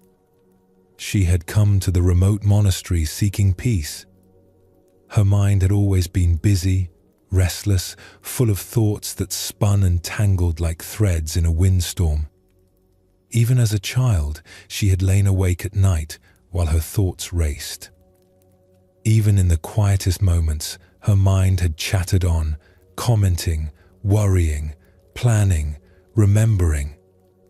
She hoped that the quiet of the mountains and the discipline of monastic life would bring her the stillness she craved. Surely, she thought, if she removed herself from the noisy world, if she devoted herself to meditation and simple living, her mind would finally calm. But the stillness did not come. Even in this peaceful place, surrounded by silence and snow, her mind continued its ceaseless churning. During meditation, thoughts arose in endless streams. One thought led to another, then another, an unbroken chain that pulled her away from her breath, away from the present moment, into memories and fantasies and worries. During work, her mind wandered to concerns about whether she was doing things correctly, whether the other nuns judged her, whether she would ever find what she was seeking. During meals, she barely tasted the food because she was so lost in her thinking. The other nuns seemed calmer. They moved through their days with a quality of ease that Emmy envied deeply. She watched them and wondered what was wrong with her. Why could she not quiet her mind? Why did peace remain so far away despite all her efforts? Perhaps they had some secret they had not shared with her. Perhaps they had been born with quieter minds.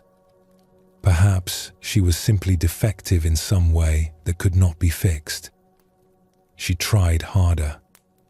She sat for longer hours in meditation, determined to force her mind into silence.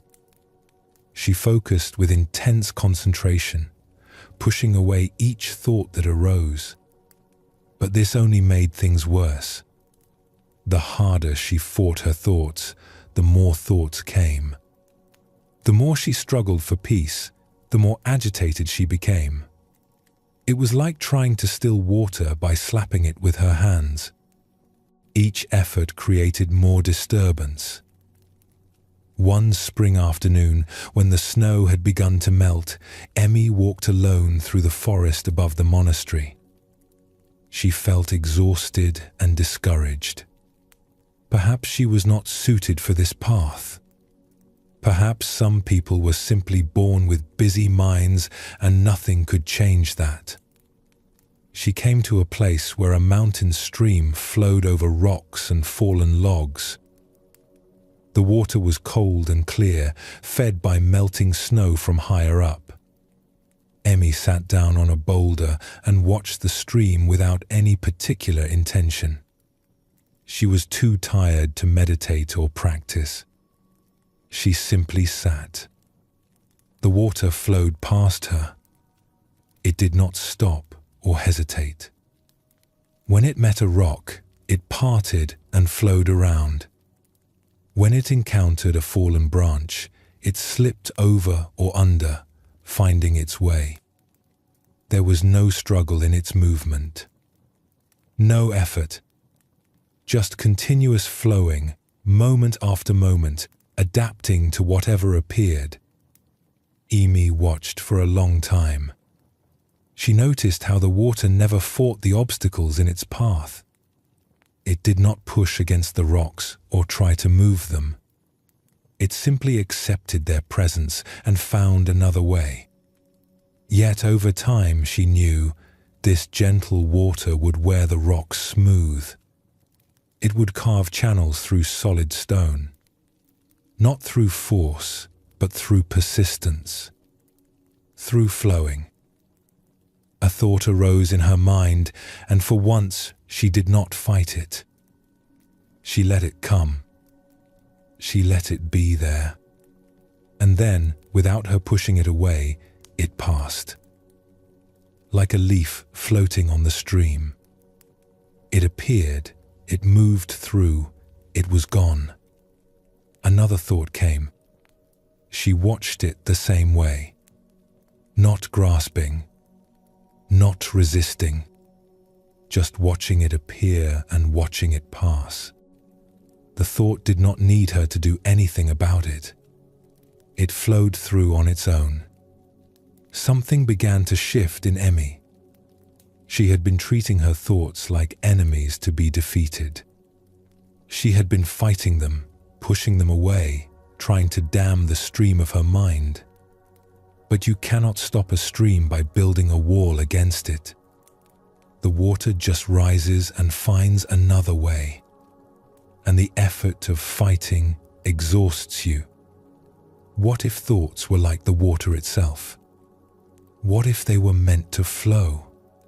What if her job was not to stop them, but simply to stop interfering with their natural movement? What if peace was not the absence of thoughts, but a different relationship to them?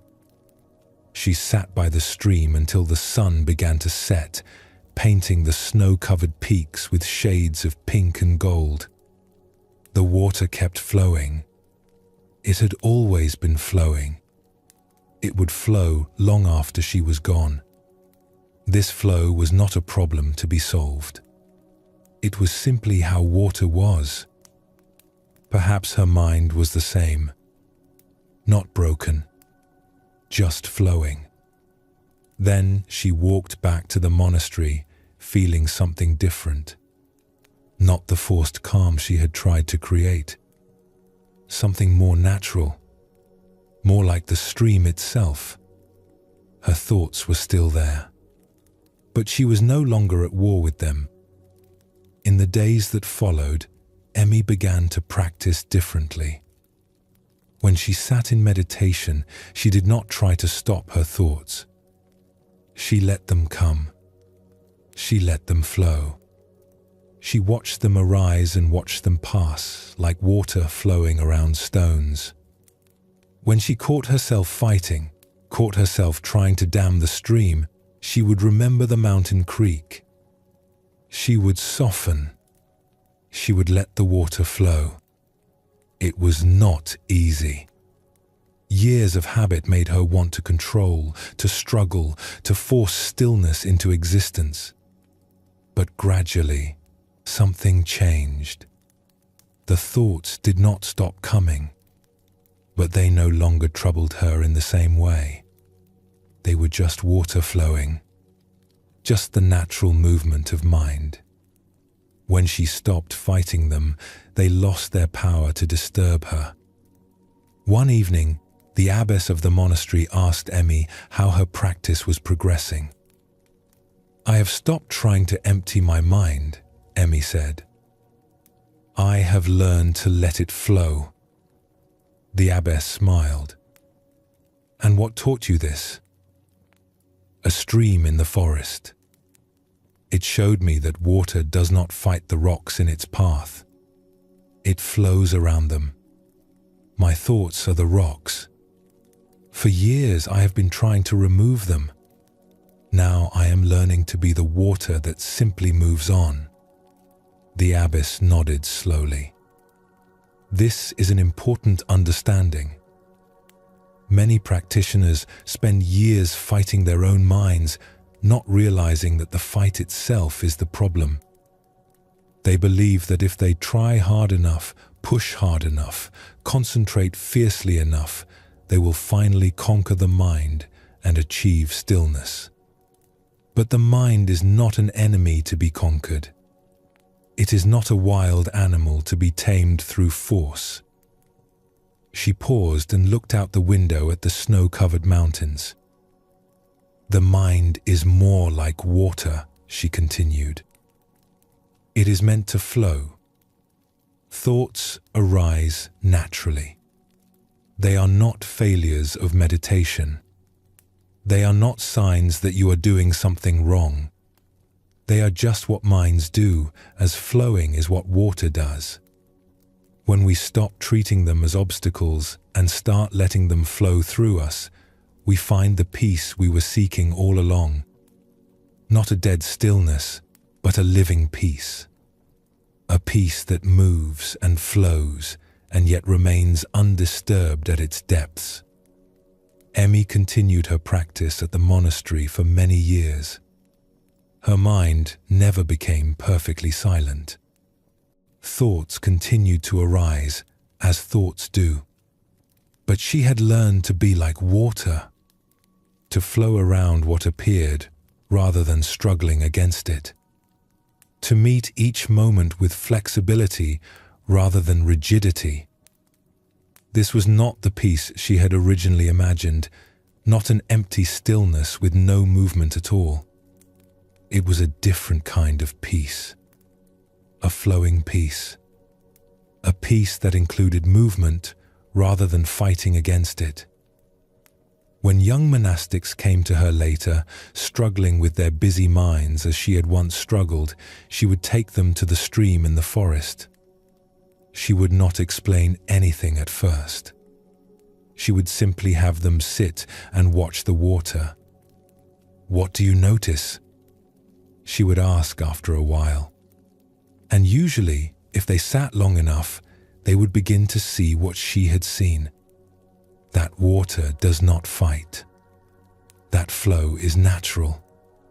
That the peace they sought was not a matter of stopping the stream, but of learning to move with it. This story shows us one face of water mind. Emmy's suffering came not from her thoughts themselves, but from her war against them.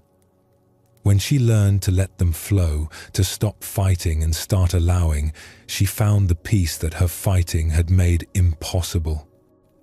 Zen teaches that resistance creates suffering. When we push against what is, we exhaust ourselves in a battle we cannot win. The thoughts keep coming. The difficulties keep arising. Life keeps presenting us with things we did not choose. If we meet all of this with rigid resistance, we break. But if we learn to flow, to yield, to move with what comes rather than against it, we discover a strength we did not know we had. This does not mean we become passive or that we accept everything without discernment. Water has direction. It moves toward the sea. It has power and purpose. But it accomplishes that purpose through flexibility rather than force, through adaptation rather than rigidity.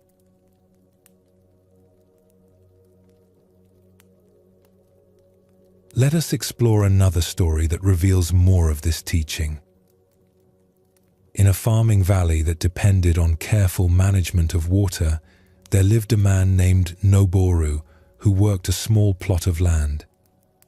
His fields lay at the edge of the valley where the irrigation was most difficult. Water had to be guided carefully through channels and gates to reach his crops. It was constant work, and Noboru had done it all his life, as his father had before him. But a dry year came. The rains did not fall as they usually did. The river that fed the valley ran lower than anyone could remember. Water that had always been sufficient now became scarce. The farmers in the center of the valley, whose fields were closest to the main channels, continued to receive enough water. But those at the edges, like Noboru, began to see their crops wither. Noboru watched his fields with growing desperation.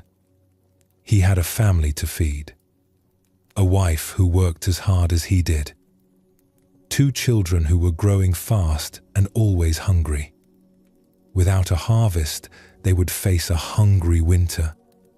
They might have to borrow from relatives if relatives had anything to spare. They might have to leave the land his family had worked for generations. He began to work frantically, trying to force more water to his land. He dug his channels deeper, cutting into the hard earth until his hands blistered and bled. He built higher walls to capture every drop. He woke before dawn and worked until after dark, fighting to make the water go where he needed it to go. He barely ate. He barely spoke to his family. All his energy went into the battle with the water. But the water did not obey. It flowed where it wanted to flow. His deeper channels cracked and leaked in the dry earth. The ground was not meant to hold such deep cuts, and it rebelled against his forcing.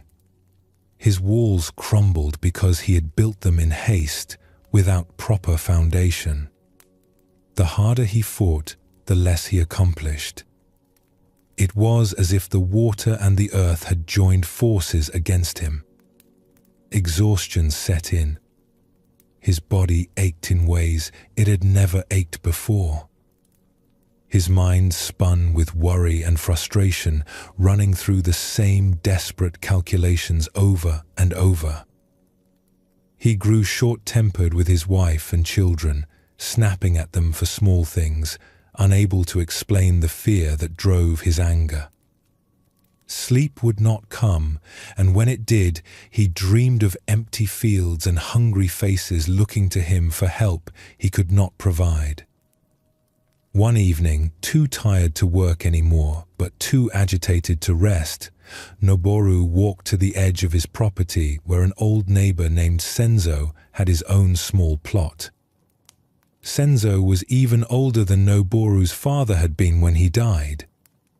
He had farmed this difficult land for over 60 years. To Noboru's surprise, Senzo's fields looked better than his own. Not lush, not abundant, but alive. The crops were smaller than usual, but they were surviving. There was water in Senzo's channels, enough to keep his plants from dying. How? Noboru asked, his voice rough with exhaustion and something like desperation. How do your fields have water when mine are drying up? I have worked twice as hard as any year before. I have done everything I can think of. And still my crops die while yours live. Senzo was sitting on a wooden bench outside his small house, watching the evening light fade over the mountains. He gestured for Noboru to sit beside him. You are trying to force the water to do what you want. But water does not respond to force. It responds to invitation. Noboru did not understand. I am just trying to bring water to my fields. The same thing you are doing. Senzo shook his head slowly. Not the same thing. Come. I will show you. Despite his exhaustion, Noboru followed the old man to his fields. The light was fading, but he could still see the channels that carried water to Senzo's crops. They were different from his own. His channels were deep and straight, cut with hard labor into the resistant earth. Senzo's channels were shallow and curved. They followed the natural contours of the land, bending where the ground wanted them to bend, sloping where the earth already sloped. You dig deep channels because you think deeper will hold more water, Senzo explained. But deep channels fight the earth. They crack. They leak. And they ask the water to go where it does not want to go. I dig shallow channels that follow where the water already wants to flow. Less work for me. Less resistance from the earth. And the water comes willingly because I'm not forcing it. He pointed to a place where his channel curved around a slight rise in the ground. You would have dug straight through that hill. Much work. And the water would have resisted every step. I simply went around. The water flows easily. It does not mind the longer path. Noboru looked at his own fields in the gathering darkness. He had fought the land all his life. He had seen farming as a battle against nature, a struggle to impose his will on reluctant earth and water. It had never occurred to him that there might be another way. But how do you know where the water wants to go? He asked. Senzo smiled. I watch. I pay attention. The land tells you if you listen. After a rain, see where puddles form. See where the ground is wet longest. Those are the paths the water is already taking. Work with those paths instead of against them. You will work less and accomplish more. Over the following days, despite his skepticism, Noboru tried what Senzo had suggested. He stopped digging new channels and started watching his land. At first, it felt like doing nothing, like giving up. His whole life he had believed that hard work was the answer to every problem. That effort and struggle were what separated success from failure. Sitting and watching felt like laziness, but he made himself do it. He walked his fields slowly, paying attention to things he had never noticed before. The slight depression where water gathered after even a light rain. The angle of the slope that determined which direction water naturally moved. The places where the earth was softer and absorbed water more easily. The spots where the soil was hard and water simply ran off. He began to see his land differently. Before, It had been an obstacle to be overcome, a resistant force that required constant battle. Now he began to see it as something that had its own nature, its own preferences, its own way of wanting to work. The land was not his enemy. It was simply itself. And if he could understand what it was, he could work with it instead of against it. He began to reshape his channels, not according to his idea of where water should go, but according to where water seemed to want to go. It was humbling work. He had to abandon channels he had spent years digging. He had to admit that his father's way and his father's father's way might not have been the best way. This was harder than the physical labor. It meant accepting that all his struggle might have been misdirected, that he had been fighting a battle that did not need to be fought. But the water responded. As he stopped fighting and started cooperating, more water reached his fields. Not because there was more water available, but because less of it was lost to resistance and leakage. By working with the natural flow instead of against it, he accomplished what all his forcing had not been able to achieve. His crops survived that dry year. They were not abundant, but they were enough. His family did not go hungry. When he looked at his fields at harvest time, he felt something he had not expected. Gratitude, yes, but also a kind of wonder. He had accomplished more by yielding than by all his years of fighting. More important than the harvest was what Noboru learned. He had discovered that fighting was not always the answer, that sometimes the way to get what you need is not to push harder, but to push less, to watch, to listen, to find the way that opens naturally instead of trying to force open a way that is closed. He thought about how he had lived his whole life, always struggling, always fighting, against the land, against circumstances, against anything that did not go the way he wanted. He had believed this was strength. He had believed this was what it meant to be a good farmer, a good provider, a good man. Now he saw that all that fighting had often worked against him, that the very effort he thought was helping had sometimes been the thing holding him back. In the years that followed, Noboru became known in the valley for his water management. Other farmers came to learn from him, especially in dry years. He would walk their land with them and point out what the earth was telling them, where water wanted to flow, where it was being forced against its nature, how to work with conditions rather than against them. Water is a teacher, he would tell them. It shows us that the soft overcomes the hard. That yielding can be stronger than forcing. We think we must fight to survive.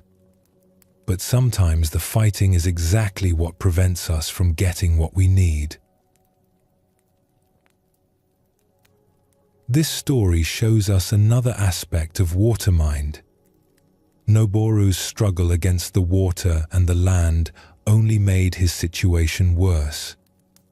When he learned to observe, to yield, to work with natural conditions rather than against them, he found success that all his effort had not achieved.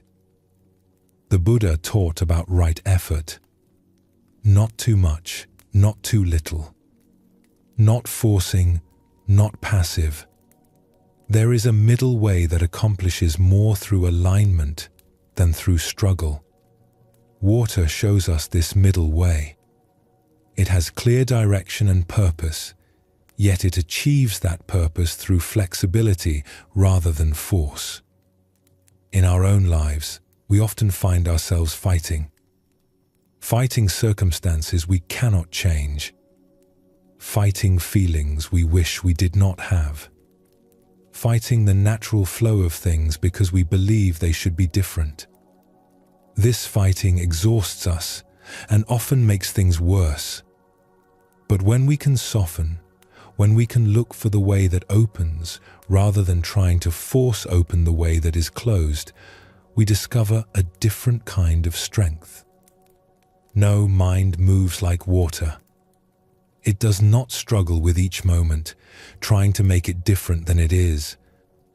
It responds to what is actually present, finding the natural path, yielding where yielding is wise, persisting where persistence will serve. This is not passivity. It is intelligence. The intelligence of water that finds its way to the sea without ever consulting a map. Take a gentle breath now. Feel yourself settling, like water finding its level. There is nowhere you need to push toward, nothing you need to fight.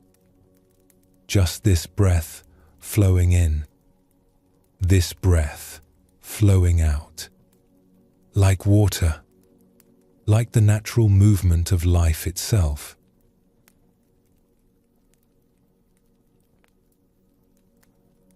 In Zen, there is great attention given to the space between thoughts. We usually notice only the thoughts themselves. They arise, they capture our attention, they lead to other thoughts, and we follow along like someone pulled by a current. But between one thought and the next, there is a gap, a pause, a moment of stillness that we usually pass through without noticing. The Buddha pointed toward this gap when he taught about the nature of mind. He showed that thoughts are not continuous, even though they seem to be. They arise and pass away, like waves on the ocean. Between each wave, the ocean is still there. Between each thought, awareness is still there. This awareness that exists before and between thoughts is not empty or dull. It is alert, vivid, present. It is the ground from which thoughts spring and to which they return. Zen practice often involves becoming familiar with this gap, not trying to make it larger or hold on to it, but simply noticing that it exists. When we meditate, when we sit quietly and watch the mind, we begin to notice these pauses. A thought ends. For a moment, there is just awareness, just presence, before the next thought begins. This moment is always available to us, though we rarely notice it because we are so focused on the thoughts themselves. This teaching points to something important about no mind. No mind is not something we create or achieve. It is what is already here before thinking starts.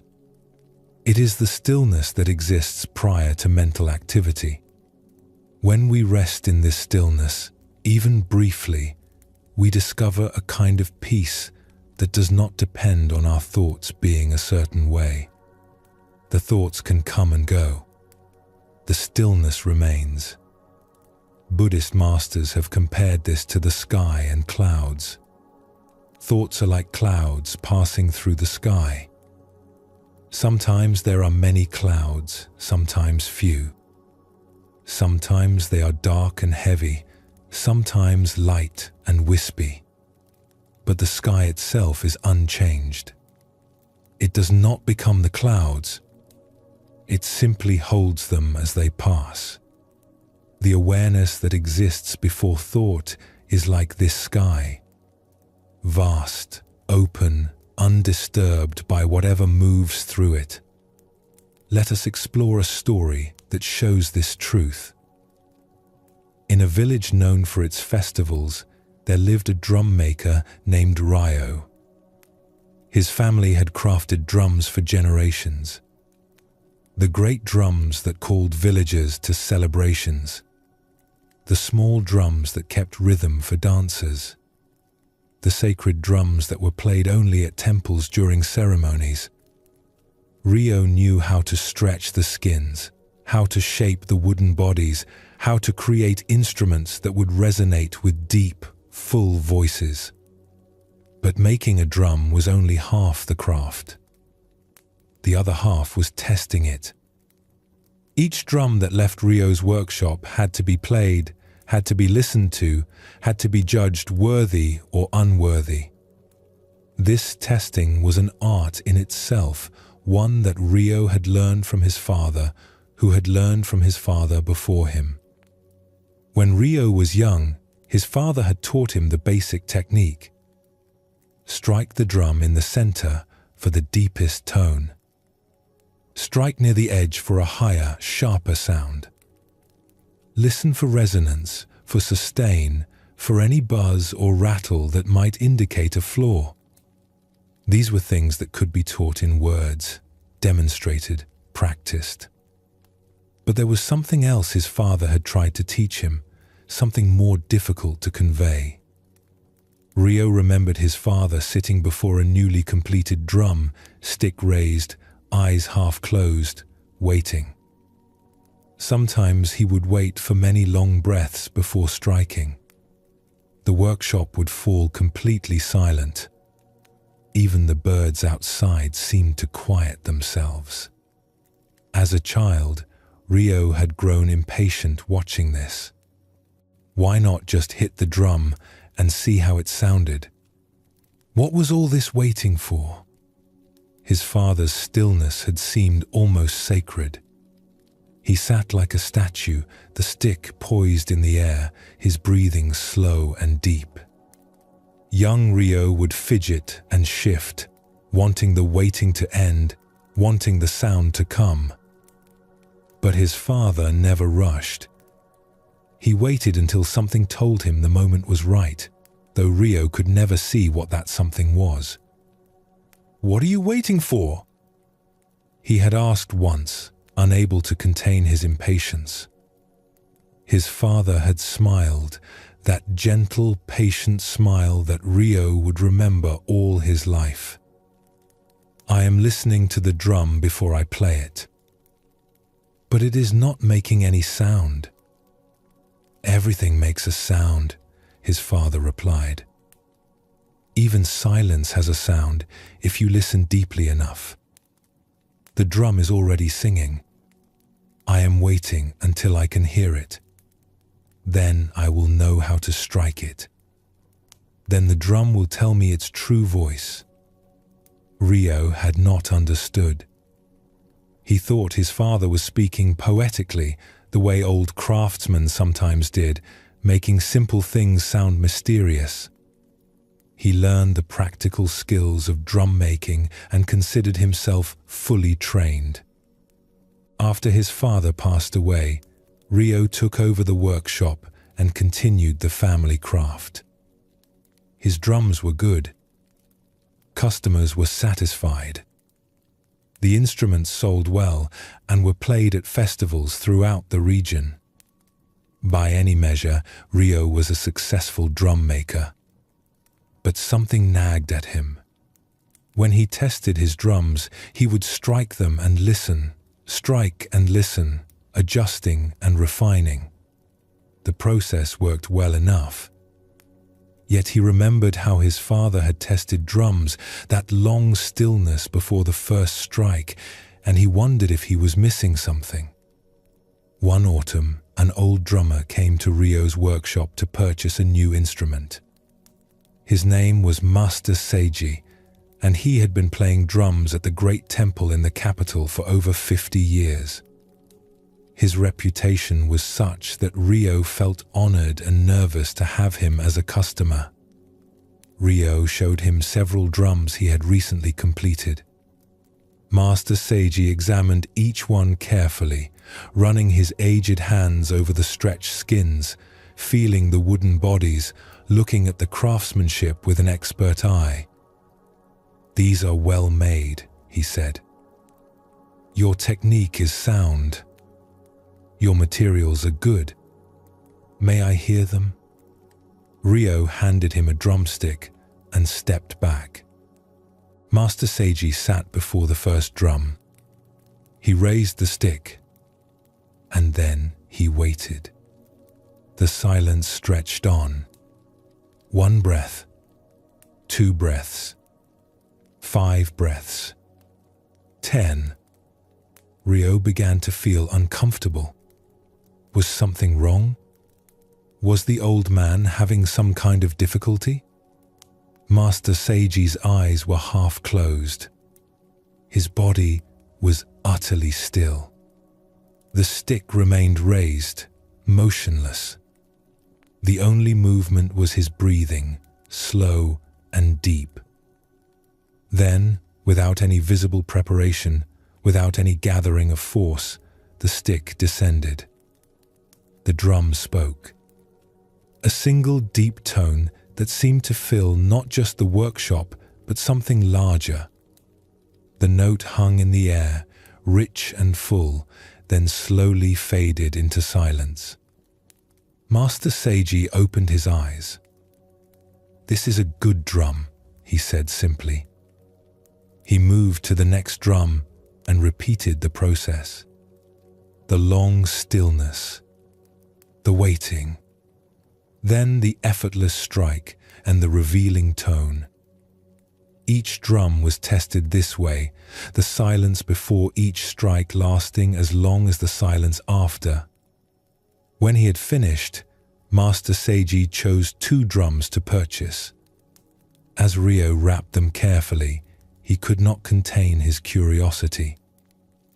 "Master, may I ask you something?" "When you test a drum, you wait a long time before striking. My father used to do the same thing. He said he was listening to the drum before playing it. I never understood what he meant." Master Seiji smiled, and in that smile, Ryo saw an echo of his own father's patient expression. "Your father was a wise man. What he said was true. The drum is already singing before we strike it. But to hear that song, we must become very quiet. Our minds are usually so full of noise that we cannot hear the subtle sounds. We are thinking about how we will strike, what tone we expect to hear, whether the drum is good or not. All this thinking creates a kind of deafness." He touched the head of one of the drums gently. "When I sit before a drum, I first let my mind become still. I am not thinking about the drum. I am not anticipating the sound. I am simply present, listening to what is already here. In that stillness, before any thought arises, there is a kind of awareness that is very clear, very sensitive. From that stillness, I can hear things that thinking cannot hear." "What do you hear?" Ryo asked. "The drum itself. Its nature. Its voice that wants to emerge. When I strike from that stillness, I am not imposing my idea of how the drum should sound. I am inviting the drum to speak. The quality of my attention before the strike shapes the quality of the sound. If I strike from scattered thinking, the tone is scattered. If I strike from stillness, the tone is clear." Ryo thought about this for a long moment. "Is this why you wait so long before each strike? You are finding that stillness?" "Yes. Though with practice, the stillness can come more quickly. It is not about the time. It is about the quality of attention. Some days the mind quiets easily. Other days it takes longer. I wait until I feel that clarity, that presence before thought. Then I strike." After Master Seiji left with his drums, Ryo sat alone in his workshop.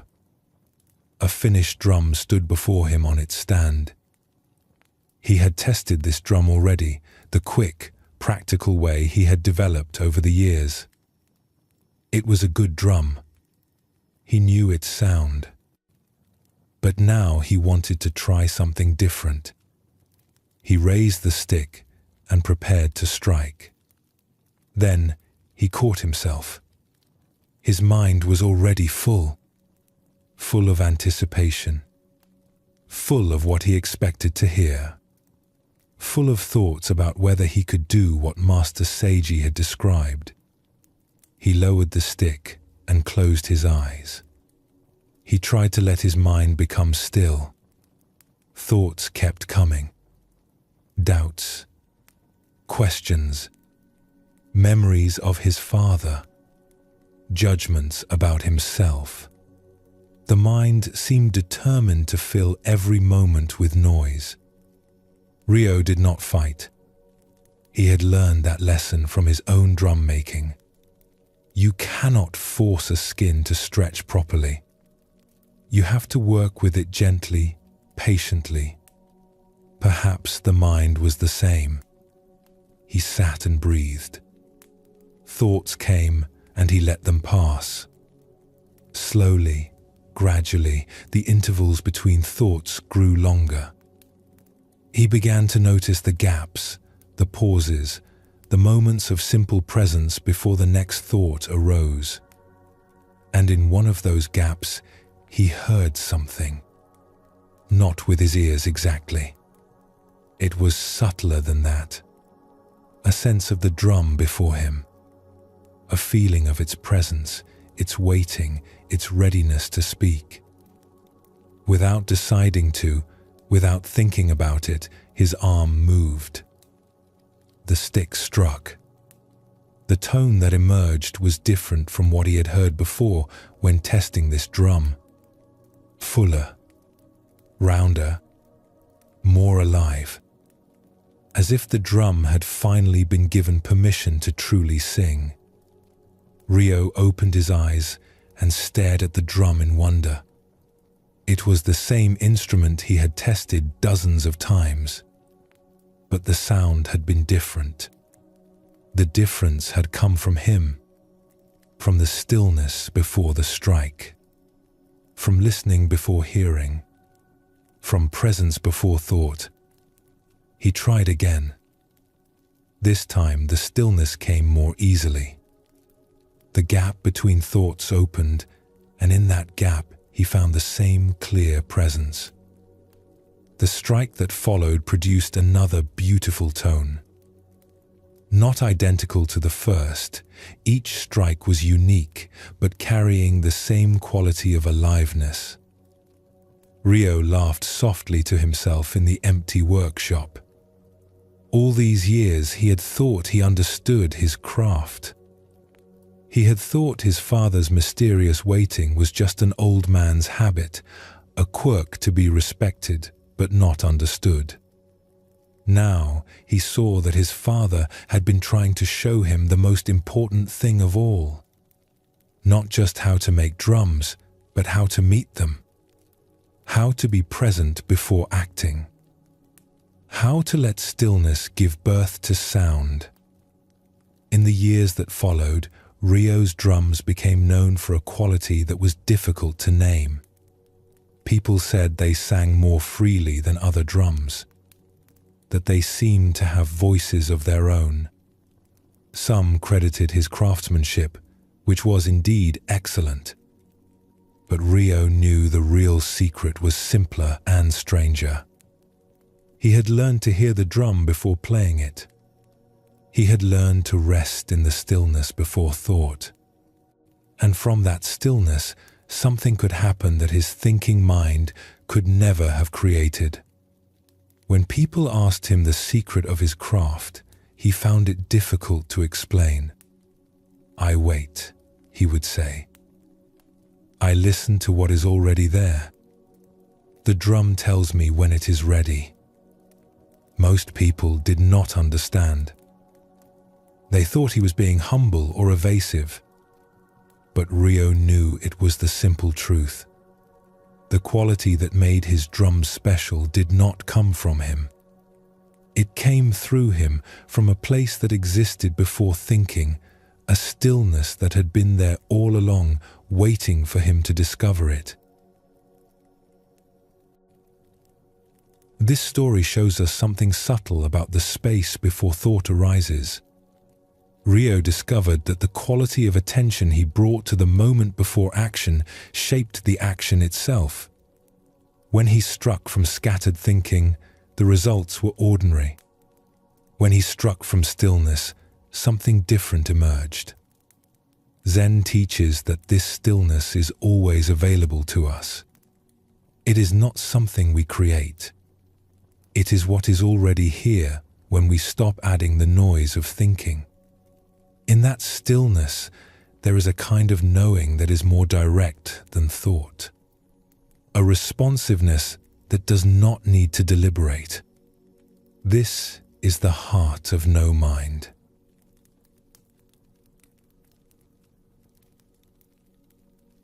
Let us explore another story that reveals more of this teaching. In a city known for its tea houses, there lived a tea master named Kinu, whose reputation had spread throughout the region. People came from distant provinces to attend her tea ceremonies. They said there was something different about the way she moved.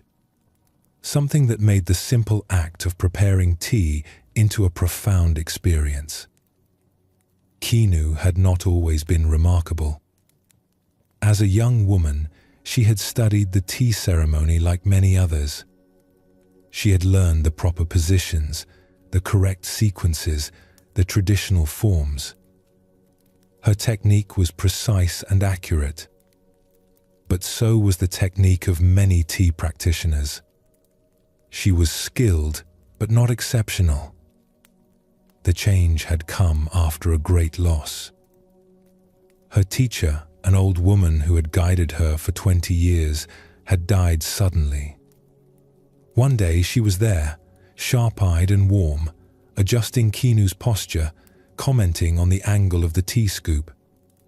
The next day, she was gone. A stroke in the night, they said. She had not suffered. She had simply stopped. Kino had been devastated. Her teacher had been more than an instructor. She had been a second mother, a guide, a constant presence for half of Kinu's life. The grief was overwhelming. For months, Kinu could not practice. The tea room reminded her too painfully of her teacher's presence.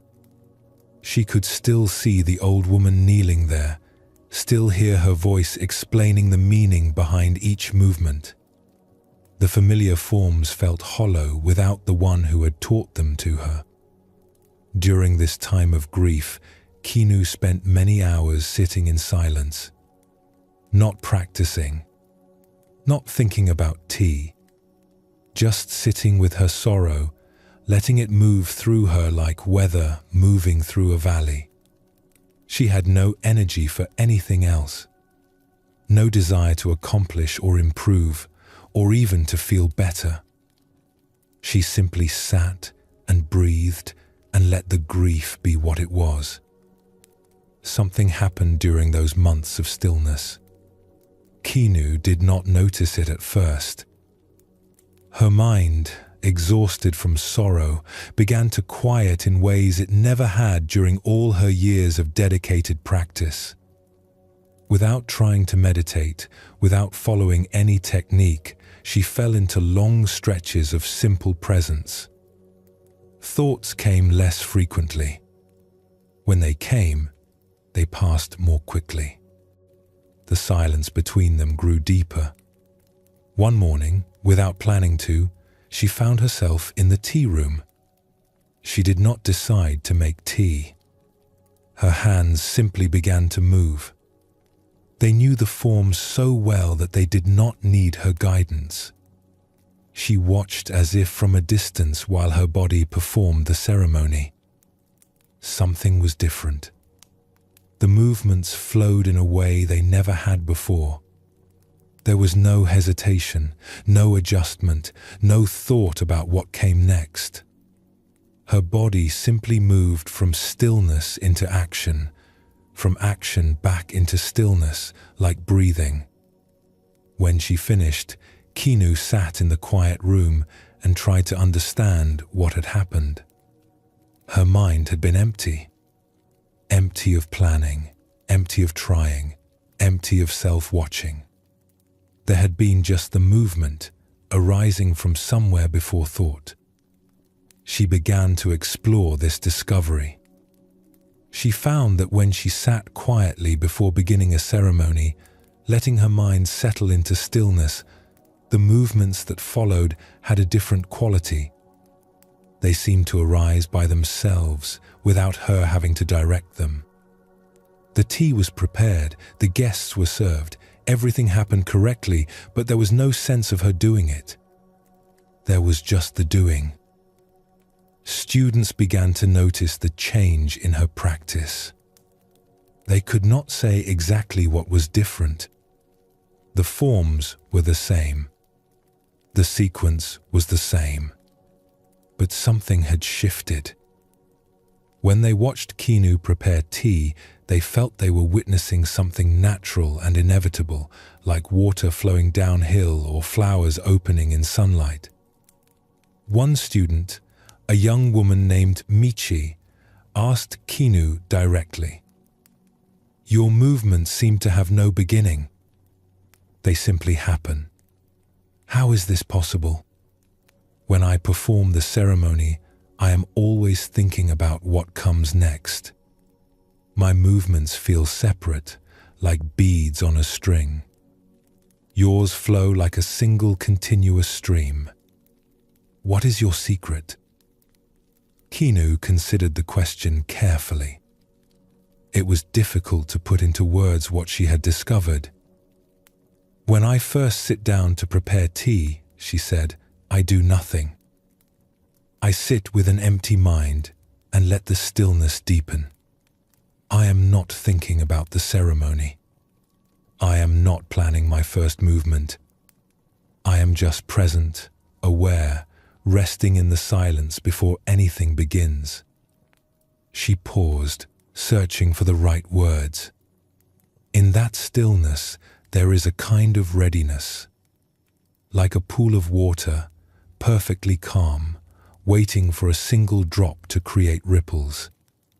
When the readiness is complete, movement begins by itself. I do not decide to move. The movement simply arises from the stillness, the way a breath arises when we stop holding our lungs. Michi looked puzzled. "But how can you move without deciding to move?" "The decision happens, but it happens beneath thought. Our bodies know how to do many things without our minds directing each movement. When you walk, do you decide to lift each foot? When you speak, do you plan the position of your tongue for each sound? There is an intelligence that operates before and beneath our thinking. When I sit in stillness before the ceremony, I am allowing that deeper intelligence to guide the movements. My thinking mind steps aside and something else takes over." She lifted the tea bowl and held it gently in her palms. "The ceremony has been practiced for centuries. Its forms live in my body, in my hands, in my bones.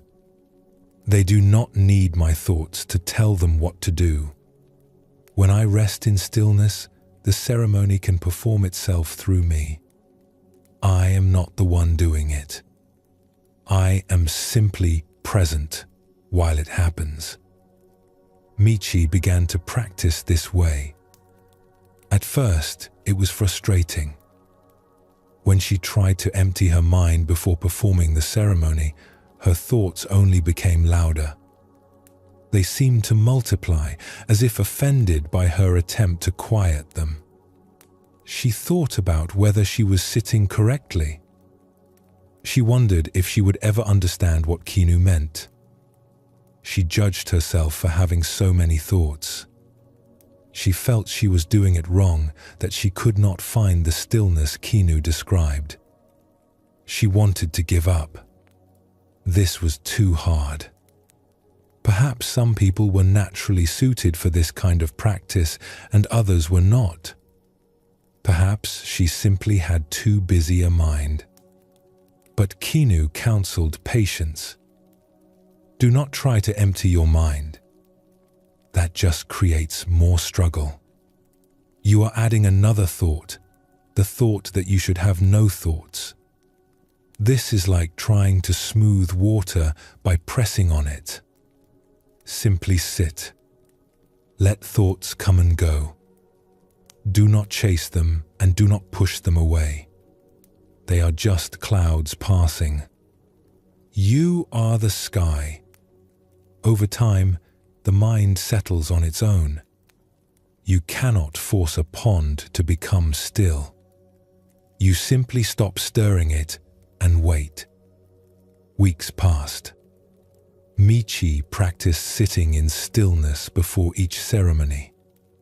At first, it felt like nothing was changing. But gradually, so gradually, she almost did not notice, something shifted. She began to notice the gaps between her thoughts.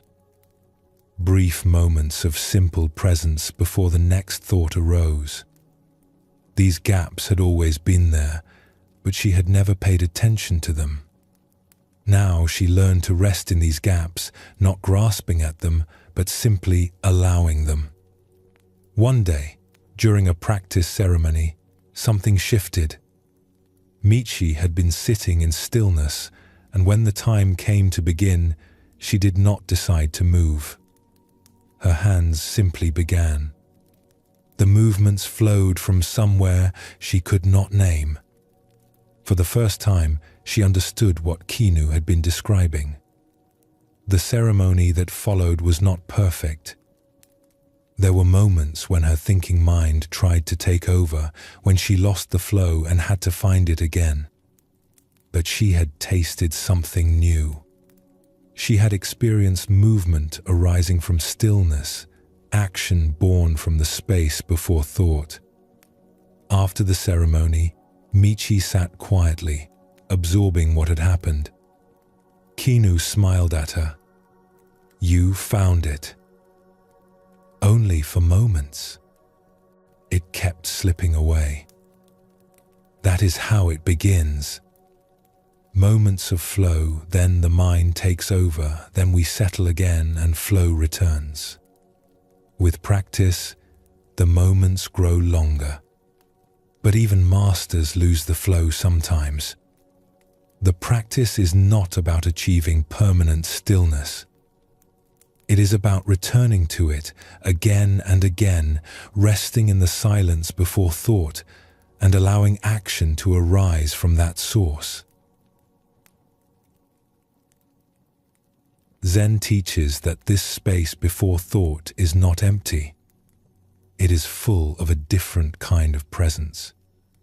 An awareness that does not need thoughts to be complete. When we learn to rest in this awareness, even briefly, we discover that action can arise without the usual mental machinery of planning and deciding. Movement flows from stillness. Response arises spontaneously. This is no mind in motion. The Buddha taught that we suffer because we cling to thoughts, to identities, to our constant mental commentary about experience. But before the commentary begins, there is just experience itself. Pure awareness meeting the present moment. When we touch this directly, even for an instant, something relaxes. We discover that we do not need to think our way through every moment. Life can live itself through us when we step out of the way. Take a gentle breath now. Notice the small pause at the end of the exhale before the next inhale begins. That tiny gap of stillness. Rest there for a moment. There is nothing you need to figure out. Nothing you need to do. Just this stillness, from which the next breath will naturally arise.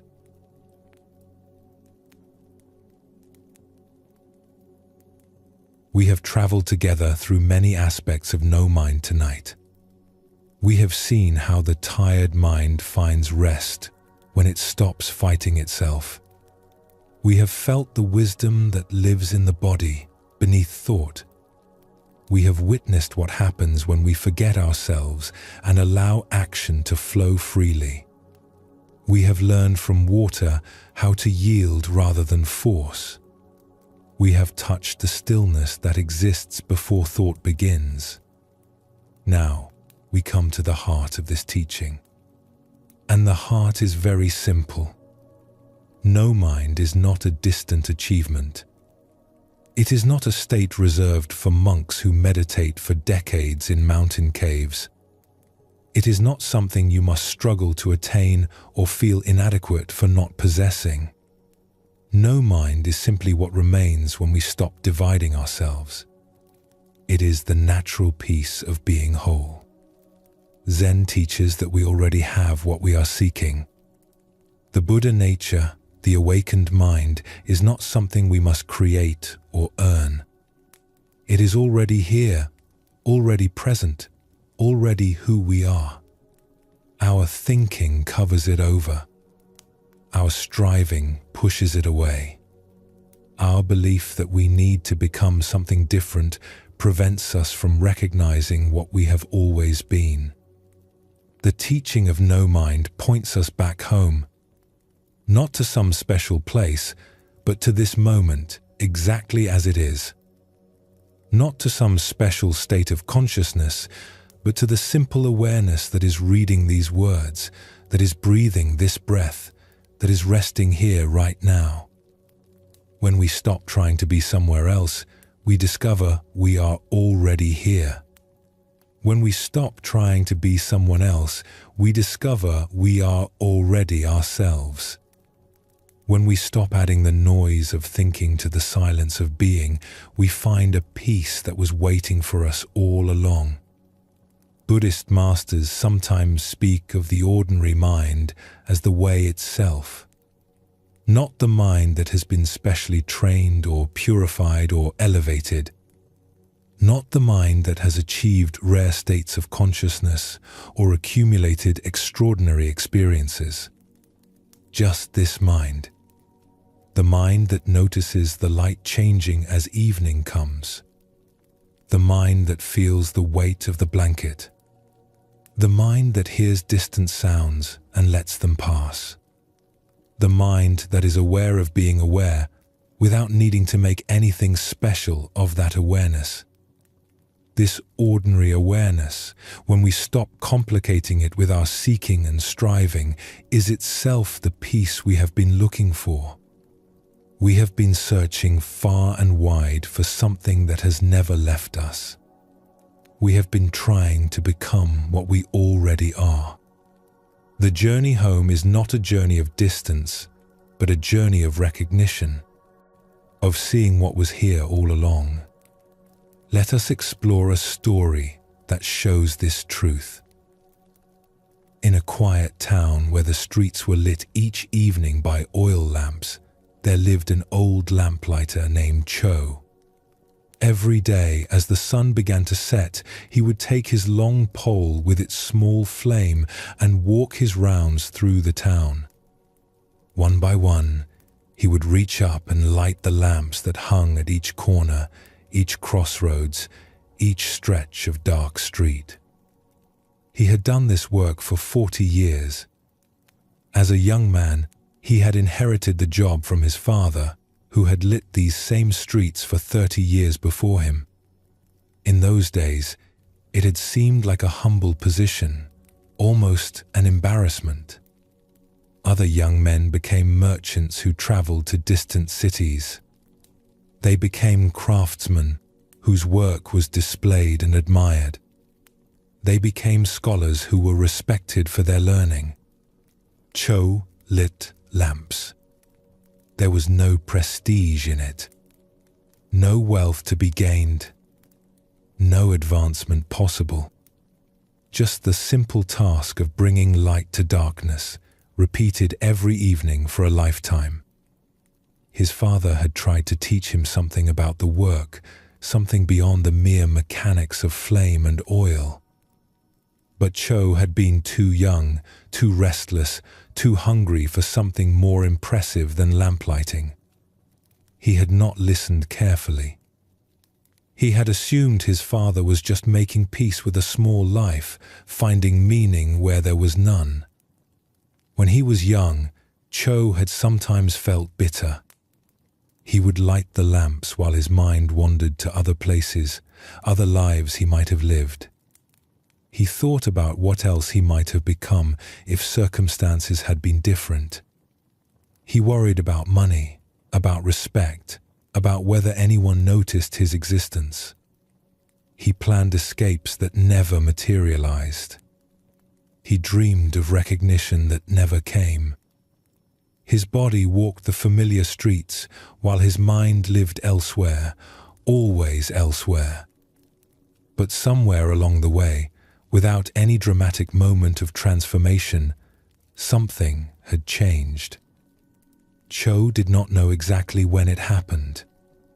There was no single evening he could point to and say, "That was when I woke up." The shift had been gradual, like the slow turning of seasons. He had simply started paying attention. At first, it was just noticing the small things. The way the flame on his pole flickered in the breeze. The particular quality of light as the sun went down, different each evening depending on clouds and season. The sounds of the town settling into night. Doors closing. Voices calling children home. The smell of cooking fires and evening meals.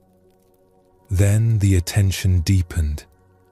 He began to notice the act of lighting itself. The moment when his flame touched the lamp's wick. The small catch, the hesitation, then the bloom of light. Each lamp was slightly different. Some caught quickly. Some needed patience. Some burned bright and some burned gentle. He came to know each lamp on his route the way a gardener knows each plant. And then something else happened, something harder to describe.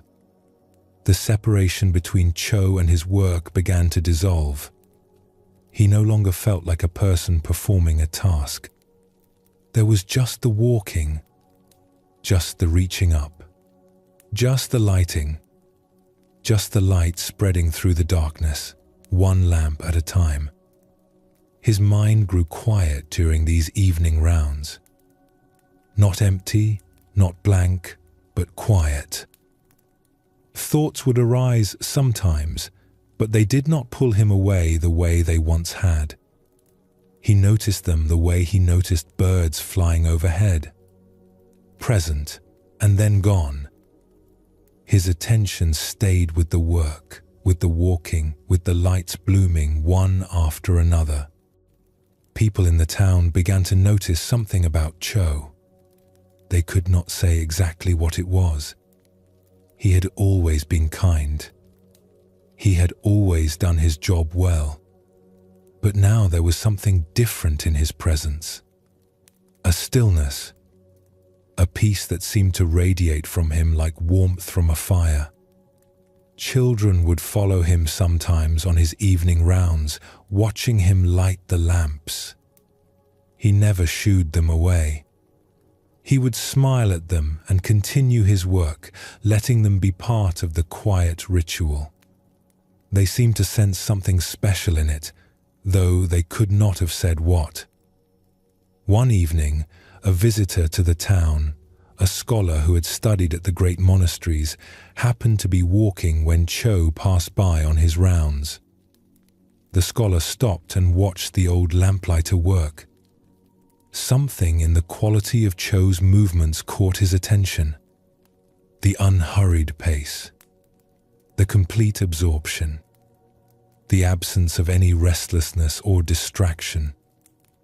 After Cho had lit several lamps, the scholar approached him, "Excuse me," he said.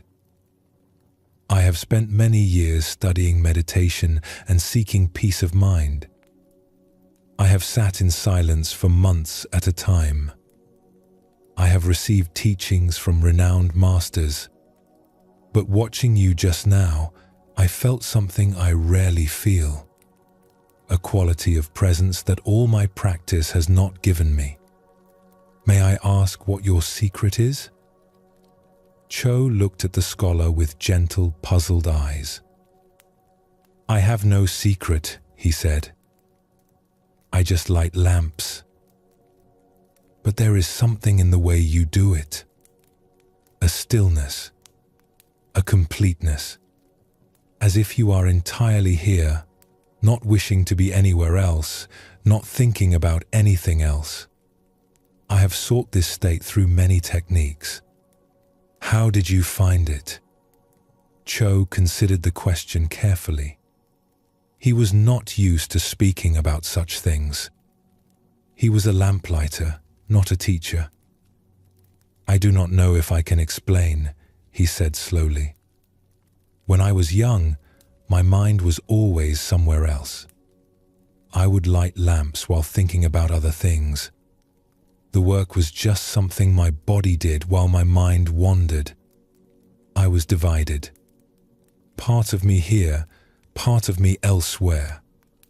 He reached up and lit another lamp. The flame caught and spread its warm glow. But over many years, something changed. I stopped wanting to be somewhere else. I stopped thinking the lighting was just a task to get through so I could do other things. I let myself be here, just here, with the flame, with the lamp, with the walking, with the evening coming on. He turned to look at the scholar directly. "I am not thinking about lighting lamps. I am not thinking about anything. There is just this. The flame, the wick, the darkness becoming light. Where else would my mind be? This is my life. This moment, walking this street, lighting this lamp. Why would I want to be anywhere else?" The scholar was silent for a long moment. He had received many complex teachings about emptiness and no-self and the nature of mind. He had practiced many sophisticated techniques. He had debated with other scholars about the fine points of different schools of Buddhism. He had accumulated knowledge and experiences that he thought would lead him to peace. But this old lamplighter, with no training and no philosophy, had shown him something simpler, something his studying had obscured rather than revealed. All his seeking had been looking in the wrong direction. He had been looking for something special, something extraordinary, something beyond ordinary experience. But this old man had found peace not by transcending ordinary life, but by being fully present for it. "You are not divided," the scholar said finally. "You are whole. That is what I was seeing. Not a special state of consciousness. Not some rare achievement. Just a man who is fully where he is, doing what he is doing, without being pulled elsewhere by his thoughts." Cho nodded, though he was not sure he understood everything the scholar said. "I just light lamps," he repeated. "But yes, I am here while I do it. Where else would I be?" The scholar bowed deeply, as he would bow to a great teacher. And in that moment, he understood that teachers can appear in any form. That wisdom does not announce itself with robes and titles. That sometimes an old man with a lamp pole knows more about peace than all the scholars in all the monasteries. The scholar thanked him and watched as Cho continued on his rounds, moving from lamp to lamp through the deepening twilight. Each light bloomed in turn. The darkness softened. The town prepared for sleep. And the old man walked on at peace, undivided, simply doing what was before him to do. Simply being where he was. Simply home. This story shows us the simplicity at the heart of no mind. Cho had no special training. He did not sit in meditation or receive teachings from masters. He simply, over the course of many years, stopped being divided. He stopped wanting to be somewhere other than where he was. He let himself be fully present for his simple work. And in that wholeness, he found a peace that even a scholar's years of seeking had not produced. Zen teaches that awakening is not complicated. We make it complicated with our seeking and striving, our techniques and philosophies. But at its heart, it is simply this: being here, fully, without division. Doing what we are doing, completely, without wishing we were doing something else. Meeting this moment as it is, without needing it to be different. This does not mean we never think or plan or remember. Thinking has its place, but we do not need to think constantly. We do not need to be elsewhere in our minds while our bodies go through the motions of living. We can come back to where we actually are. We can be whole.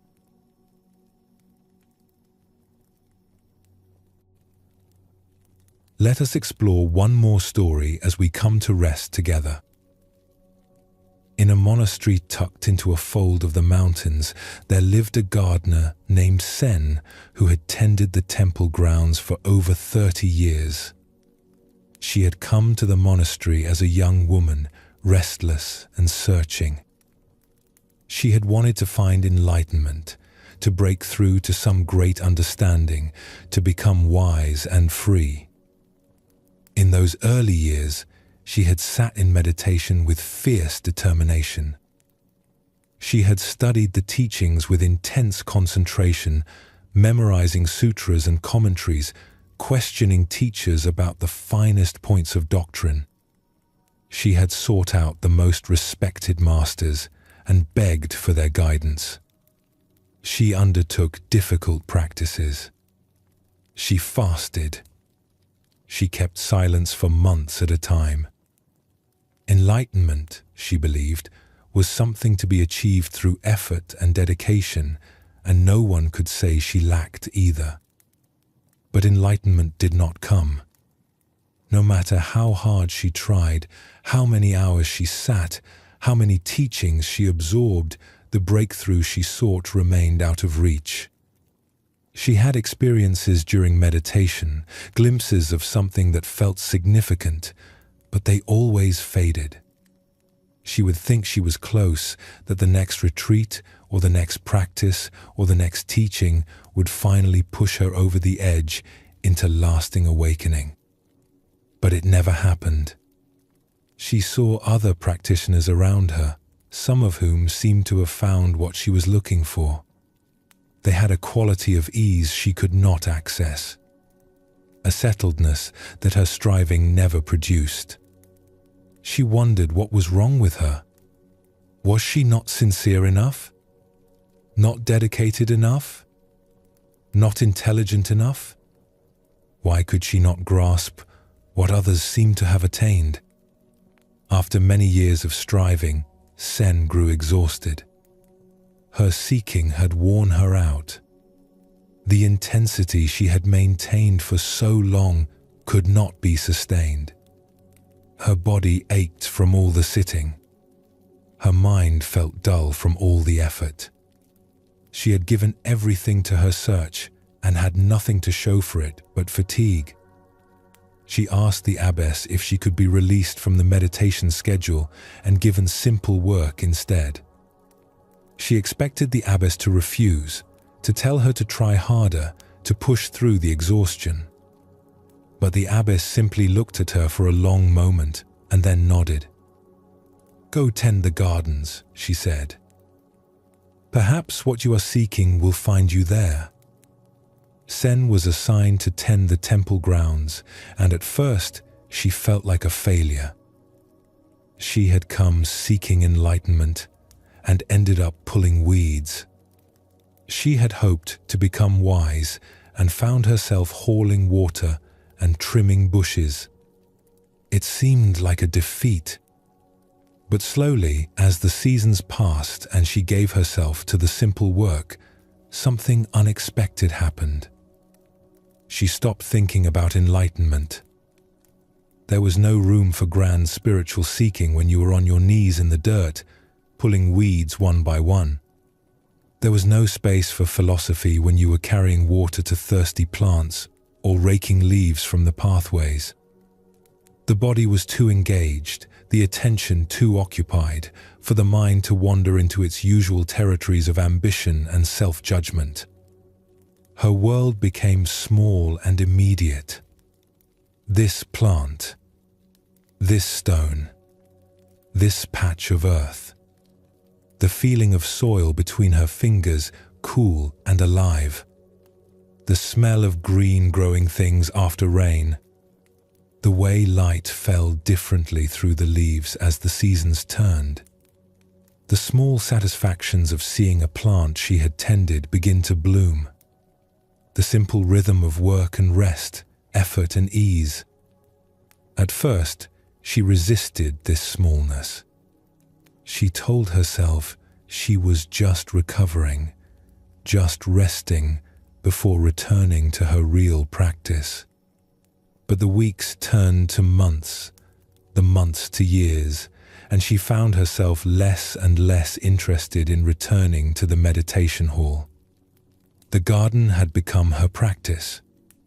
The simple acts of tending had become her path. And in that smallness, that immediacy, Sen began to find what all her seeking had not given her. Not enlightenment as she had imagined it. Not some dramatic breakthrough or mystical experience. Just a quiet settling. A peace that came from being fully present with simple things. She no longer thought about whether she was making spiritual progress.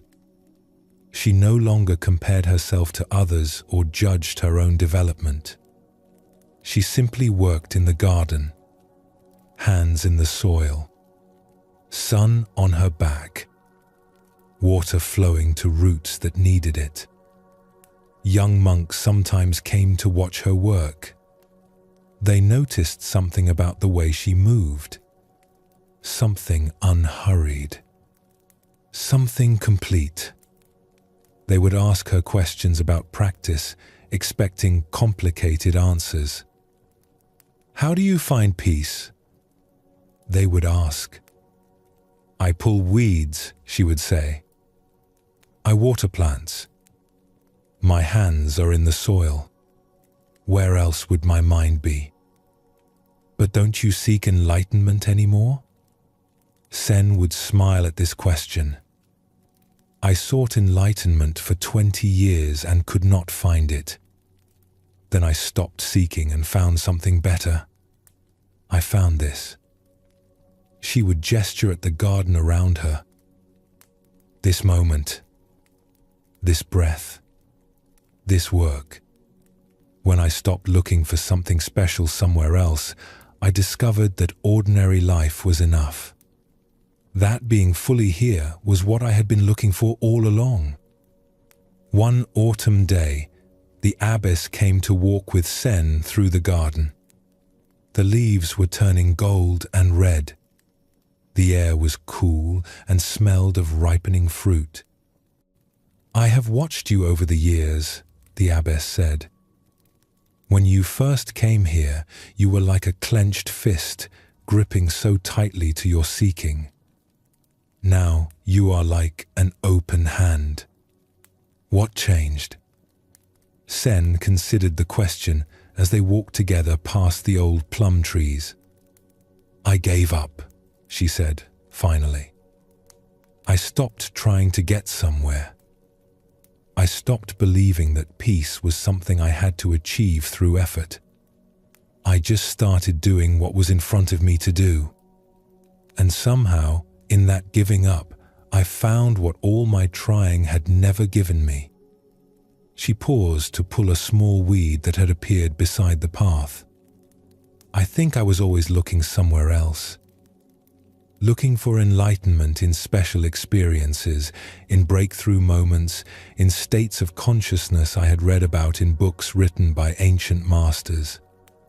I never thought to look here, in the garden, in my hands, in the ordinary moments that make up most of life. She straightened slowly, her old knees protesting the movement, and looked around at the garden she had tended for so many years. The trees she had planted as saplings were now tall and strong. The stones she had placed lined the pathways in patterns that felt inevitable, as if they had always been there. When I finally stopped looking elsewhere, I found that here was enough. That ordinary was enough. That this moment, just as it is, was what I had been seeking all along. Not some other moment. Not some transformed moment. This one. The only one that actually exists. The abbess nodded slowly. This is what the old teachers meant when they said the ordinary mind is the way. Not a special mind. Not a perfected mind. Just this mind, fully present, not seeking elsewhere. You have found it, though you were not trying to find it. Perhaps because you were not trying to find it. Yes, Sen agreed. And that seems to be the secret, if there is one. Stop trying to find it. Stop believing it is somewhere else. Just be here, doing what you are doing, fully and completely. What we seek is not hidden in some distant place. It is here. It has always been here. We just had to stop running past it. They walked on together through the garden as the afternoon light began to soften. Somewhere a bird called. Leaves drifted down from the trees. And Sen, who had once sought enlightenment with such fierce determination, was at peace. Not because she had achieved anything special, but because she had finally stopped trying to achieve and simply allowed herself to be where she was. Zen teaches that what we seek is not far away. It is not hidden in secret teachings or available only to those with special talents. It is here, in this breath, in this moment, in the ordinary experience of being alive. When we stop dividing ourselves between here and there, between who we are and who we think we should become, we find a wholeness that was never really lost. No, mind is not something exotic. It is the simple experience of being undivided, of doing what we are doing without wishing we were doing something else, of being where we are without longing to be somewhere else, of resting in this moment without needing it to be different. The lamplighter found it through 40 years of walking his rounds. The gardener found it by giving up her search and kneeling in the dirt. Both discovered the same truth. Peace is not achieved. It is allowed. It is what remains when we stop complicating our lives with endless seeking and striving. It is what we find when we finally come home to where we already are. All the teachings we have explored tonight point to this simple truth. The tired mind finds rest not by achieving something, but by allowing itself to be. The body's wisdom emerges not when we direct it, but when we trust it. We forget ourselves not through effort, but through complete engagement. We flow like water, not by forcing, but by yielding. The stillness before thought is not something we create, but something we discover was always there. And now, at the end of our journey together, we arrive at the simplest teaching of all. No, mind is just this.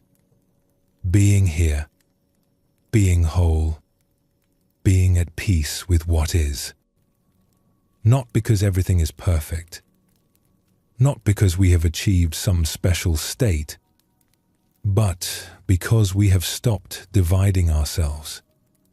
We have stopped seeking elsewhere. We have come home. As you rest here now, you do not need to seek no mind. You do not need to achieve anything or become anyone different. You can simply be where you are, breathing this breath, feeling this body, hearing these words. This ordinary awareness is enough. This simple presence is the peace you have been looking for. Take a gentle breath. Feel yourself settling into this moment, exactly as it is. There is nowhere else you need to be, nothing else you need to do. The thinking mind has worked hard for a long time. It can rest now. Let it rest. Let everything rest. You are here. You are whole. You are home.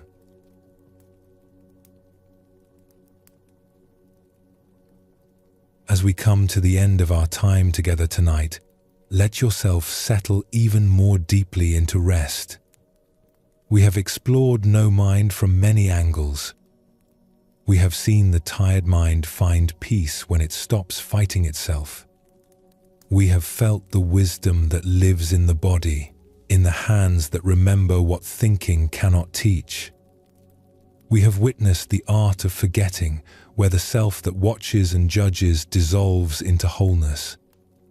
We have learned from water how to flow rather than force. We have touched the stillness that exists before thought begins. And we have come home to the simple truth that what we seek is already here.